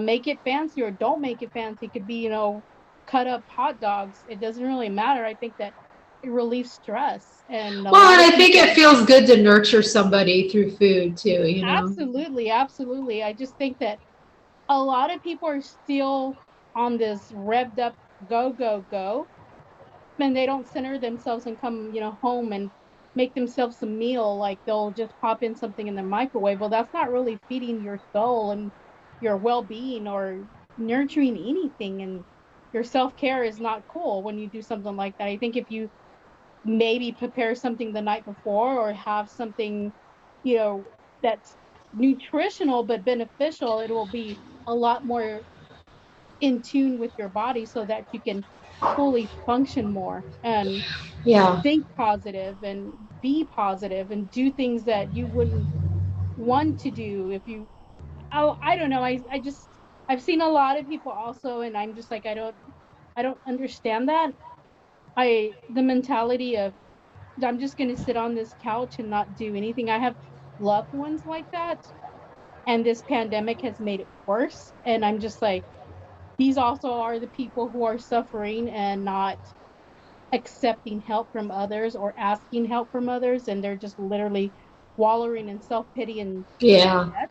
And you're like, Yeah. well, maybe if you get up and cook a meal for your family or cook a meal for yourself, show some love for yourself and others, and maybe they might feel better. But no, they still sit there on the couch all day. And my thing was a long time ago is like, if you got time to pick up this, you got time to, post negative on social media, you definitely got time to do something else more positive At and least read a book, something, right? or watch Yeah. an educational program on TV of some sort. Yeah. Pop Yeah. it in with your children and sit there and watch something educational instead of watching garbage all the time. I mean, I don't care Yeah. if it's Sesame Street, just sit there. That's Yeah. positive. And yeah, a lot. My sister works at a retirement center, and her and her staff manager decided, who's an RN, decided they would do a test, because they noticed that the elderly were more revved up between 8 o'clock in the morning and 10 a.m., like right after breakfast and before lunch. That time period, they were so revved up. And then they were revved up again between 3 and 4 p.m. or 3 and 5 before dinner. And so they ran a test, and she said it was just like mind boggling. Um, they just, in the mornings, they would start off watching CNN, and then towards the mid morning, they were so revved up and so worried and panicked that they couldn't enjoy other things, so they started putting Sesame Street, and it brought down back their blood pressure. And then That makes again sense. at 3 or 4 o'clock, they were watching again CNN, and then they were so revved up for dinner time that they had digestive issues, or issues Right. with some with blood pressure and all that. And so they took that to the state and made sure that they were in that facility where she worked. I don't know about others in town, but the facility that my sister works at, they cannot show CNN anymore. It just cannot happen. They have to pick something more educational or Calming. calming, like, Yeah. pop in some Golden Girls instead, or Right. Or like those, cooking network shows or yeah. home fix it up, TLC, whatever shows. Yeah, it's amazing how people will just, they'll watch reality shows or something of that nature too, or constantly just watch garbage, and then they'll pop in the news right afterwards, and they're just like, Yeah. I'm in panic mode. I don't know what to do, and my blood pressure is up. And you're like, but what were you doing all day? And so they'll tell you, and you're like, well, yeah, that's automatically a pressure rising situation of watching constantly negativity on TV. Yeah. Because you can't help but get angry or worried or, stressed out about it. I know that Yeah. before the election, for the last 4 years, it was like so much stress, regardless of which side you were on. That side was angry about this, and this side was angry about that. And after the election was over, and I was relieved, I'm like, I'm just not watching any of it anymore. It was so nice to wake up and not like wonder like what crazy ass shit happened yesterday. Like I don't care anymore. And people will be like, did you hear about such stuff? Nope, sure didn't. Don't care, don't want to know. You know, It's I never imagined that I would live in the DC Metroplex. That wasn't my choice as a child. I never even thought I would ever see the White House or visit, much less live here. And us moving here has been such an eye-opening experience. a lot of people are like, well, you should know this or you should know that. Yes, our local news is a lot different than news where I came from or news where my husband lived, because they'll tell us what's happening in the area, and you all don't know what's happening in this area because it's not a local situation. Right, right. And so my mother recently, she's like, I had no idea that this nonsense happens daily around here. And I was like, yeah, it does, but no one else really knows what happens around this area because it's not a local situation, a national thing. So it's Right. local to us, but not national. So nobody, so a lot of people will be arguing about that too on social media. And I'm like, if you want to ask or you want to know that if it's true, you should just ask me and I'll tell you, because we get different news than what you guys are That's getting. And interesting. our local news, we watch a couple of them. One of them is from the surrounding area, and the other one's DC. The DC one, they'll just straight up tell you. They don't even care. They're just like, this happened today. This has happened today. And you're like, someone jumped what? And or someone, the last night, we were watching TV last night, my mother and I, and the local news was, but we also get to watch locally for Baltimore. And a lot of people didn't know that there was a girl that was missing. Well, they found her yesterday in the harbor. Oh, And but no one knows. I mean, no one really knows what's going on if it's not a local thing. But uh, no one really knows either. Virginia has, if not one, maybe two serial killers. oh, So wow. he travels on Route 29, which is called Seminole Trail, and it runs from here all the way down into central part of Virginia. It's been featured on Unsolved Mysteries. It's been featured nationally. Uh, we thought that it was going to stop after the girls like Morgan disappeared from Charlottesville at the Metallica concert. I know everyone heard about that one. But yeah, I think there has to be more than one, because the guy that murdered Morgan was eventually found to have murdered someone else in Charlottesville, and he confessed murdering and taking Morgan from the Metallica concert there.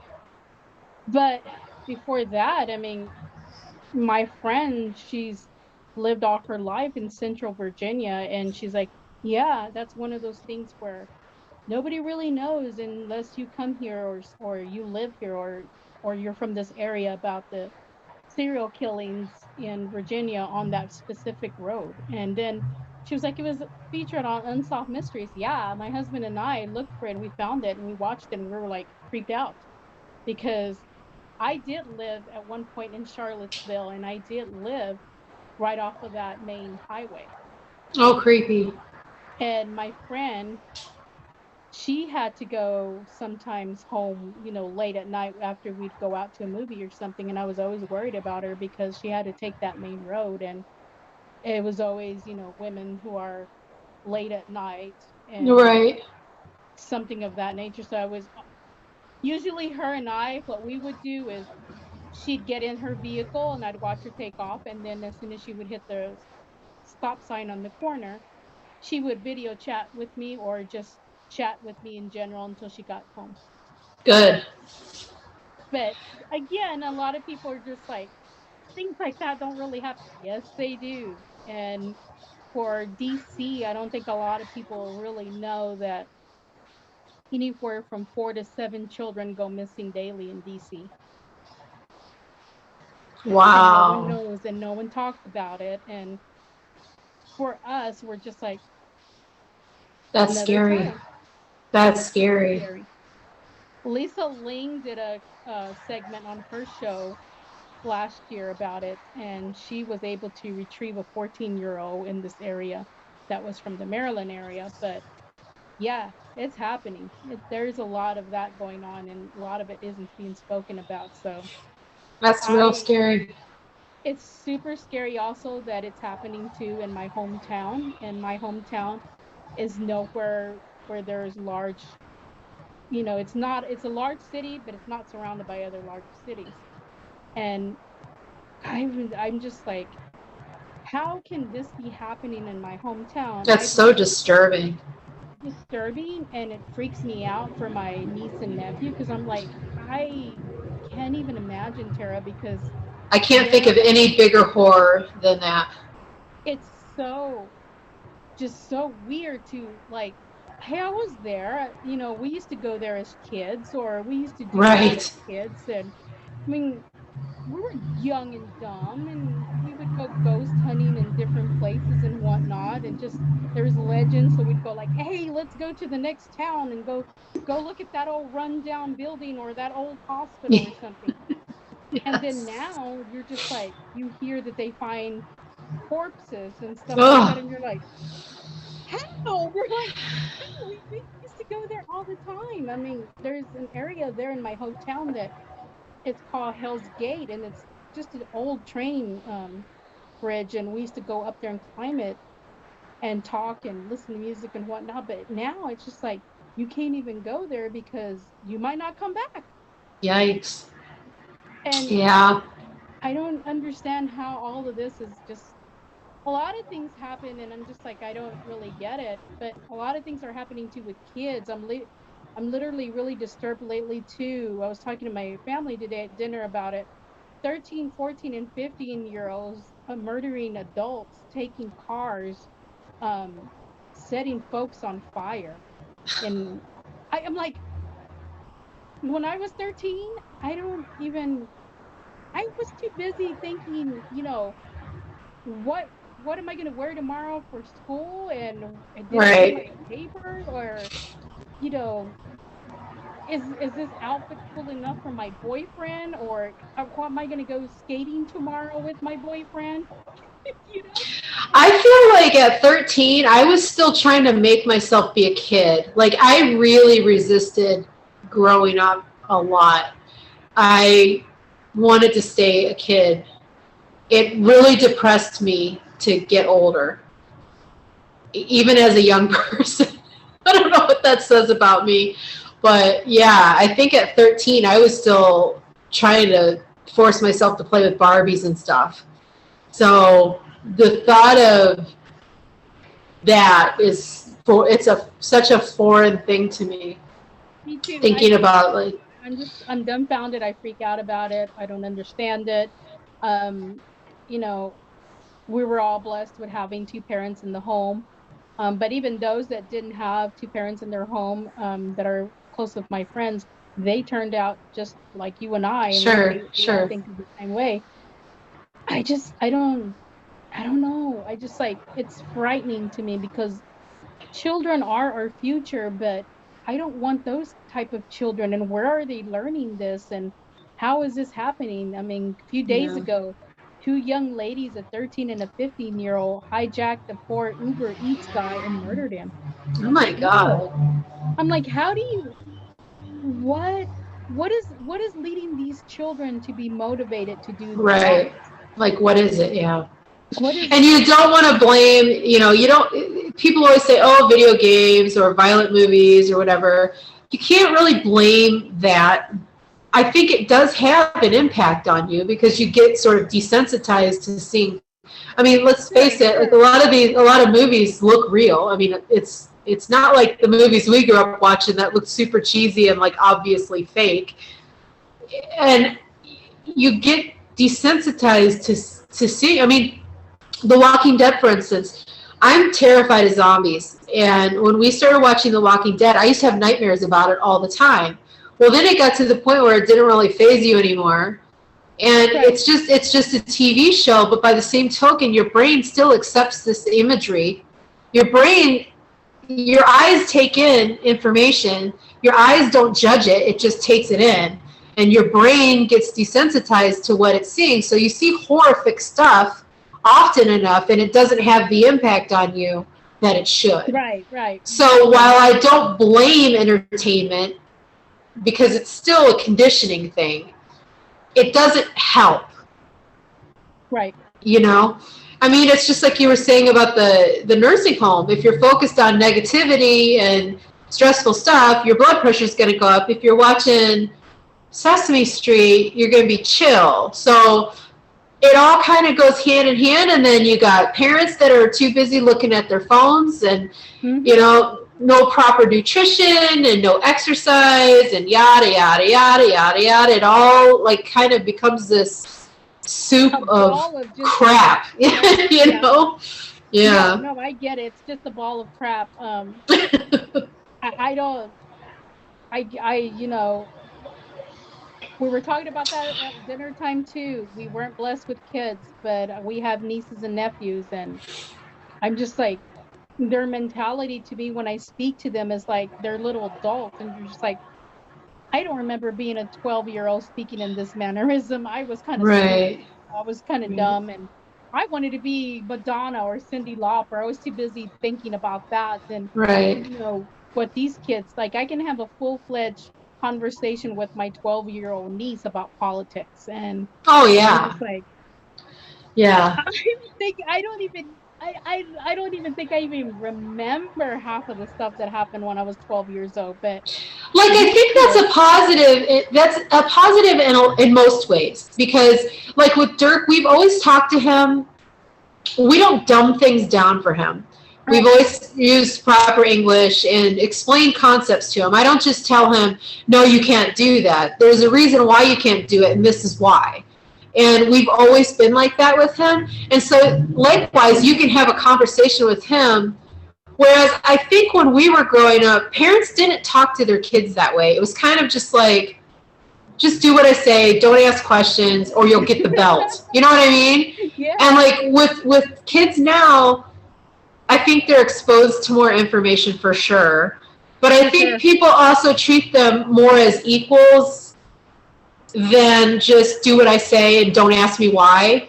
So it's positive, but it's also negative, because there's that innocence of being held in the special bubble of keeping all the negativity away from them, and don't watch scary stuff on TV, and don't watch the news, and you know, don't know about all this bad stuff that's happening in the world. There's an innocence with that, but it's just so not realistic in this day and age. And like, as much as I wish I could keep Dirk in like this protective little bubble, I know that if I don't expose him to things, then he's going to be screwed when he has to experience it. And so like, even stuff like, you know, swearing or whatever, I don't talk like a sailor around him, obviously. There's certain words I will never say around him. You know the words. But if I'm talking about something and I'm riled up about something and I say that fucking blah, blah, blah, blah, blah, he knows that's not a word he's allowed to use.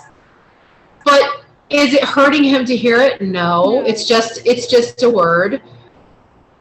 Now, if he starts using that word towards something, that's a whole nother story. But he's such a good kid. Like, he just gets it. Like, and I think if you have parents or adult figures, whether it's an aunt or a neighbor or whoever, guiding that path, then it's fine.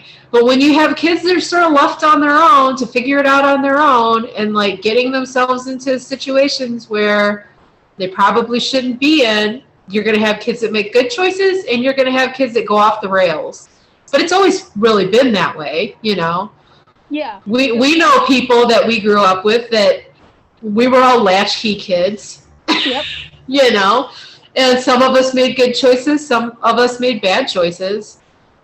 I don't think people were necessarily setting people on fire so much back in the day, but I don't really understand where that's coming from. I mean, like, when I heard about that, I was like, a 14-year-old? It's wild. I'm like, 14? I think 14, I was too involved in doing something, trying. I was still twirling baton. Yeah. You know, I think at 14, my father threw me into Taekwondo and was like, you must learn this. You must protect yourself. You must do this. Yeah. And I'm just like, sure, okay. Something to do, you know. But I was still twirling. I don't understand where these kids are like, well, we're going to sit down here and we're going to, you know, take a piece of paper and write down, this is how we're going to carjack this person. This is what we're going to use. And this is how it's going to be done. And then it is what it is, like the girls, and it turned out to be bad, and they murdered this poor man, and now I'm just like, you just ended your lives at 14 and 13. Do you think that maybe this stuff did go on and we just didn't have as much access to know about it back then? I don't know, Tara, because I mean, I wasn't ever, I don't remember hearing anything like that, when we were kids. Maybe we were just too dumb, or I don't know what, but Yeah.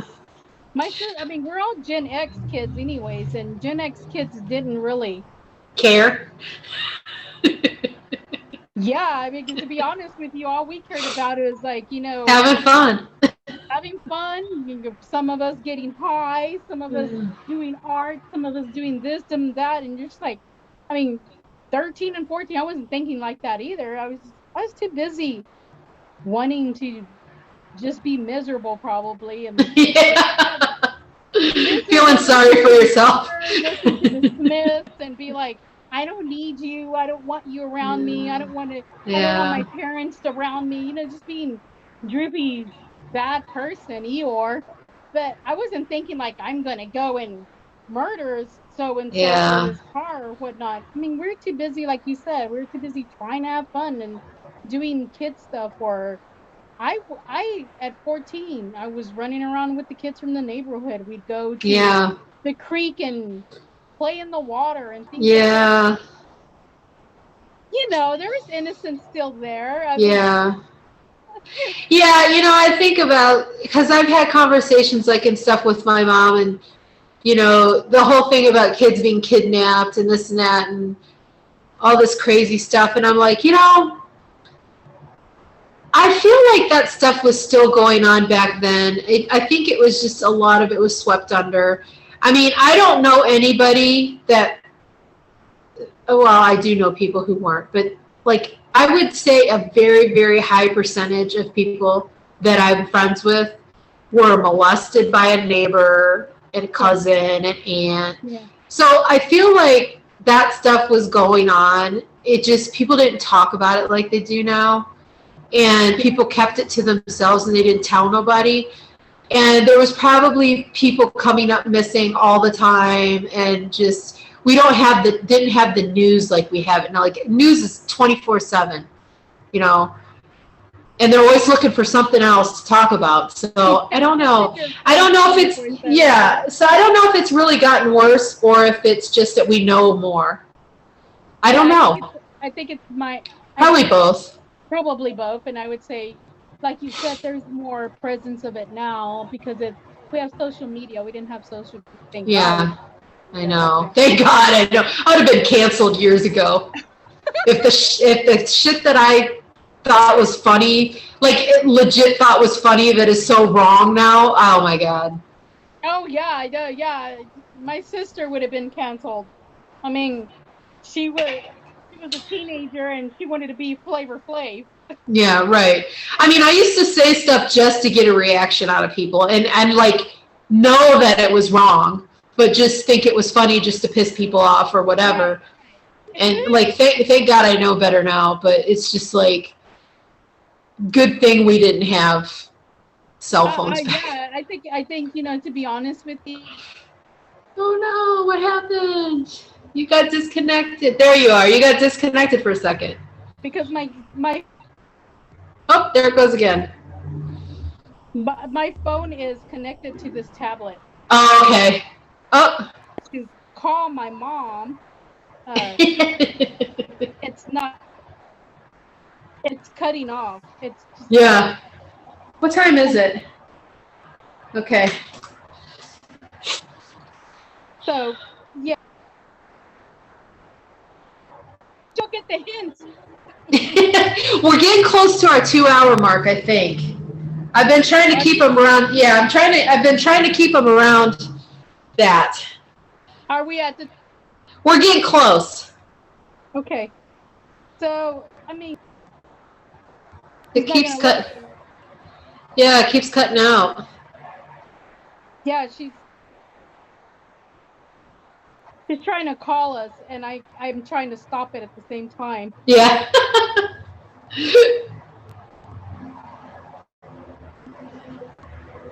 Maybe it'll stop.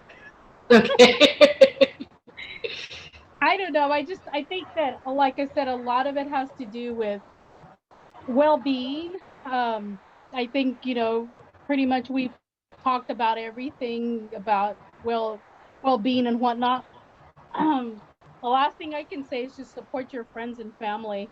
If they're having a crisis or need some mental assistance, or hell, I mean, if you want to go and do a video chat with them. I find video chats like this fulfilling with family members, because you can't be there, but you can actually talk with them, and you Yeah. can see them, and if they're in crisis or something, then you can definitely try to help them out and, add some joy. But I definitely have found less persistent of being on social media. I get tired of it. I think it's draining. I Yeah. do like Instagram because, I mean, what can you do? You can't really be a jerk too much on Instagram, but your friends are the ones that are seeing your pictures unless you invited strangers in. But then Yeah. even then, I don't see so much negative on Instagram like I It's do really not. Yeah, it's not. I think the thing about Instagram that's nice, it's purely based on visuals. So you can follow things that bring you joy and just not follow things that don't. I mean, you could do the same thing on Facebook, but Facebook tends to be more people sharing articles or bitching about something, or like a lot of sad stories. And like there's some days where I'm like, every other person, somebody died in their family, they got diagnosed with something, their pet died, they're posting some political thing that's frustrating. It's such a downer. Like I love it when I just see stupid memes. Yeah. Yeah, I'm like that. I'd rather see something stupid than something that's happening in this world that you're like, I didn't really need to see that or think about that. Or it's just so depressing, and like I feel helpless because so many people are going through so many dark things, and it's like I can't fix it. No. I mean, it's like all I could say is I'm so sorry, but it's like it sounds like a rote response at this point. Like, I'm so sorry. Like, how many times can you say I'm so sorry? I mean, I mean it every time I say it, but it's like, do those words really have any bearing on anything? I don't know. I don't know. It's hard. There's so much sadness, so much darkness. So much darkness and sadness, and there's not, I mean, it's becoming better now that there's light at the end of the tunnel, but we're still a long time from that. It changed us, and I think for me it's changed me for the better. I'm a lot more calmer, and I don't really want to go out anymore, and I find things, like I said, to do around here, or speak with people that I haven't in a long time, and regain friendships and whatnot, or help others. I don't have a thing about going out anymore. I don't feel like I need to be around so many strangers and just to make myself happy, or do this or do that. I mean, I would love to go to another concert here, but I don't know if I'm ready. I'm kind of like... Yeah. And don't you feel like, there's been a lot of negativity, but there's been positive things too, and that society has adjusted in ways that are sort of progressive. Like more people are working from home.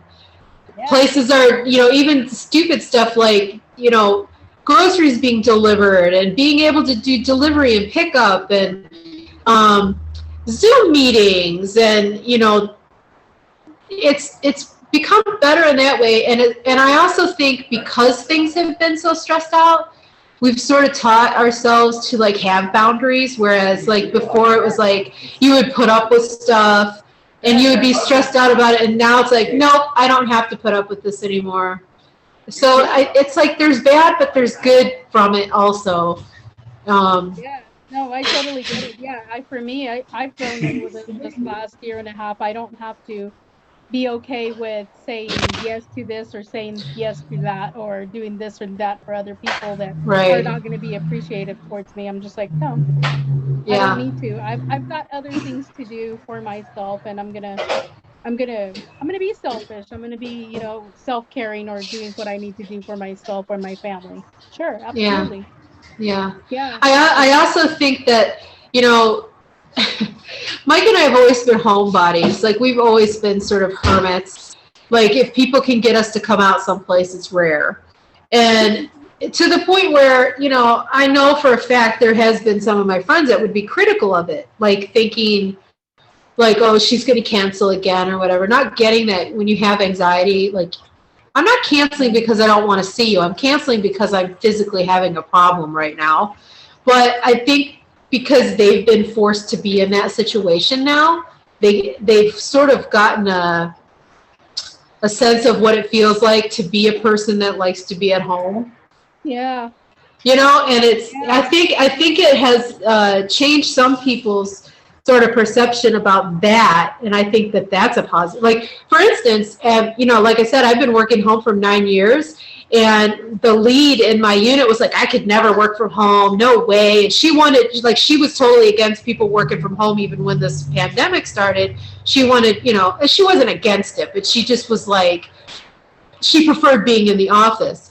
Now that she's at home, she's like, I can't believe how great this is. I'm like, I know, I told you. It's lovely to be able to just roll out of bed, and you get so much more work done because there's no distractions, and you're not putting wear and tear on your car, and you're not buying gasoline, and you're not having to buy clothes, and it's fantastic. Some people still don't like working from home, but man, if I had to start going back into an office now, that would be really hard. It'd be really hard because I've been doing it for so long.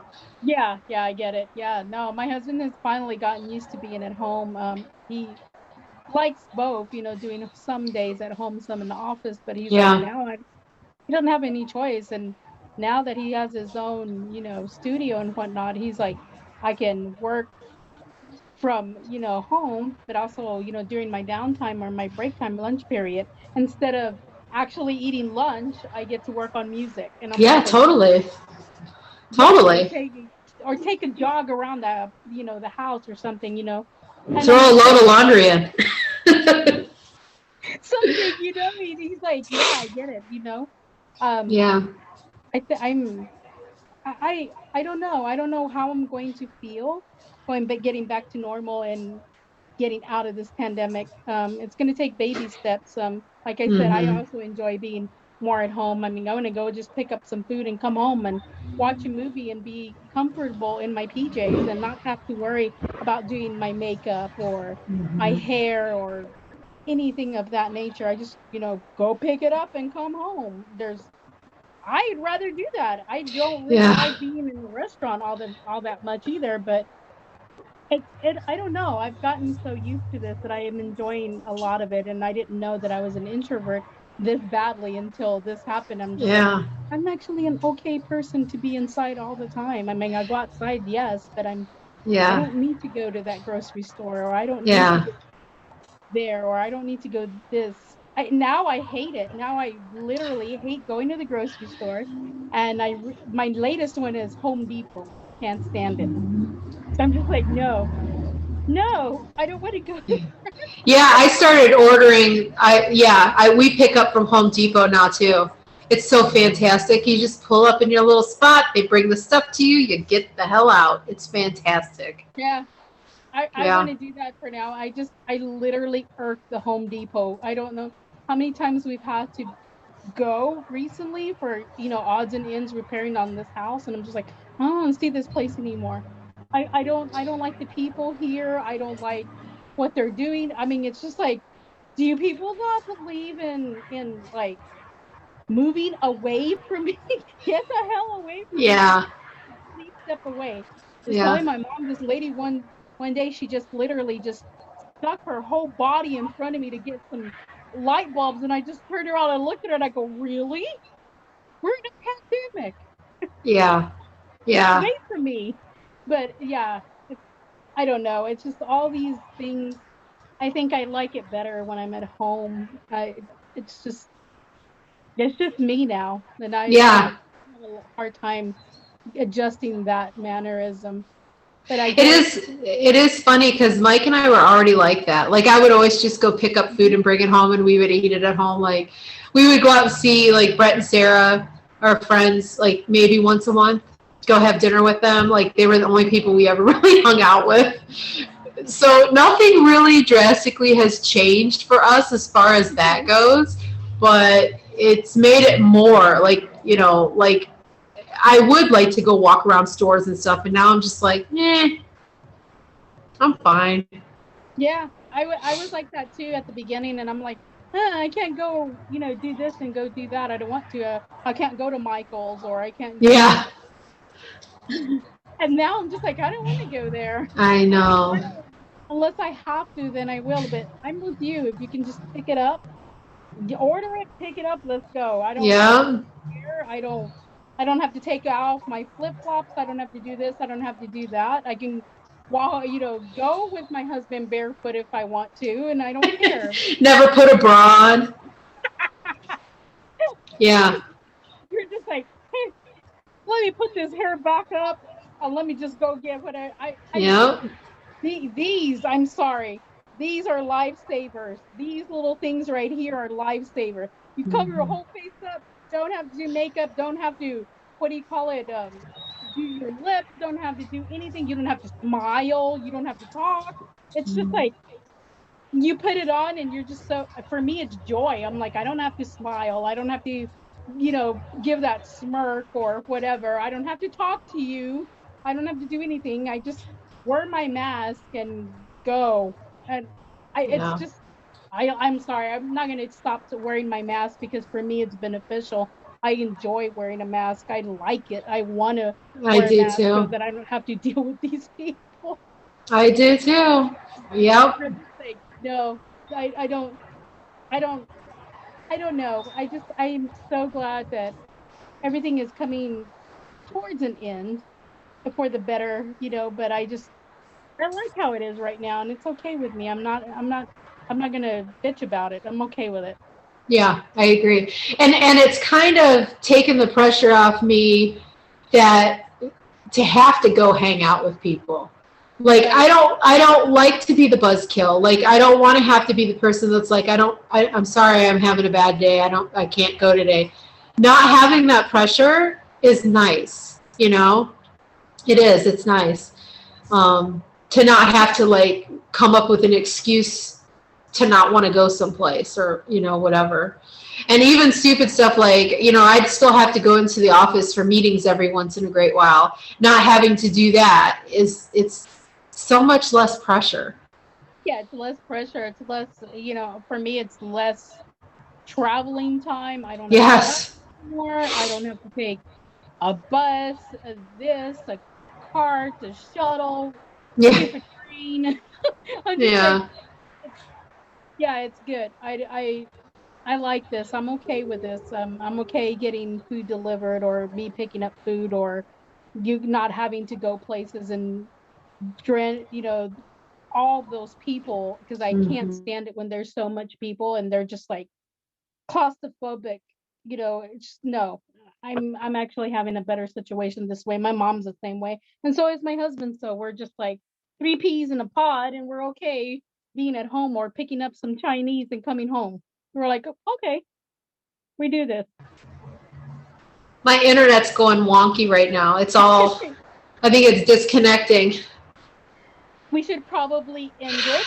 Yes, on that note, it was lovely to talk to you, my sweet It was friend. lovely to speak with you. I do. No. Anybody's interested in speaking with me about supplements or whatever, I mean, I'm always up for just chit chatting about anything health wise or vaccine wise or whatever. They can contact me, and I'm more than happy to answer questions or whatnot. And I say keep doing what makes your life joyful and having fun and trying to do everything you possibly can. And I going to continue arting and I'm going to continue supporting people. And supporting musicians. My husband's a musician. You guys are musicians.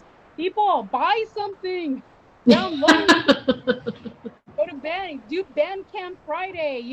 Go to places like on Facebook that are positive, like Socially Distant Fest. Do this when someone posts something that's happening, like a live DJ on Twitch. Go check them out. Do something fun. It doesn't always have to be negative. It doesn't always have to be social media as well. It can be other things out there in life that are happiness. Like I said, we're a group of artists, and I think that we need to support each other, whether it be buying something or making something or listening to something. Just support. And right now, everyone just needs support. Buy a book, buy your music, buy this, do that. Someone do something to support each other. I'm just going to be biased, but like I said, I support all my friends as possibly much as I can to help artists right now, because artists, you guys can't perform, you can't do this, you can't do that. So when you put up something new, support. You're awesome. That's all I'm gonna say. I mean, I support everybody I possibly can, like I said, but my friend, I didn't show you. Oh, cool. That's cool. This is very my cool. friend's work. This is Susie Sue. That's very cool. Like I said, he does work, and that's his pastime. If anyone's interested on that, they can check him out at Banshee Milk. So I want you to DM me any links that you want me to put in the show notes of this video. Okay. So that people can check out your stuff or whatever else you want to send. I don't care. Whatever you want to put in there, you just, when we finish this, send it to me in Messenger, and I will make sure I link it. This should be posted tonight. Okay. So I'll tag you on it when I post it. Okay. And you really are. So my website, okay. It's there. I mean, people can look at it and whatnot, but my husband's going to switch the server next week. It crashed last night. Oh, fun. I know. Well, yeah, just send me whatever, and you can send his links too, whatever, his music and all that stuff. And I know he's going to be on here shortly in the not too distant future. So I think you have him next month, towards the end of the month with his band. Cool. That'll be so.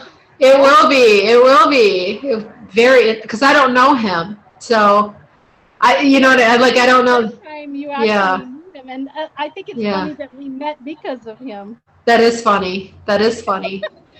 So I will end by saying that you truly are one of the most positive people I know. Thanks, Tara. I see. And you. Well, thank you. I know I could be an ass, but I don't ever see that side of you, though. You've always been super positive, and you really do support your friends. You really do. So thank you for that, and thank you for being my friend all these years. Yeah, I feel the same way. I mean, I feel like you're part of our family. And for sure. Whenever you want to come down this way, you guys are always welcome to stay with us. We have space now. That would be awesome. Yeah. Well, you take care of yourself, and if you need me, you know how to reach me. And absolutely, and back at you. Okay, honey. I'll see you soon. Bye. Love you.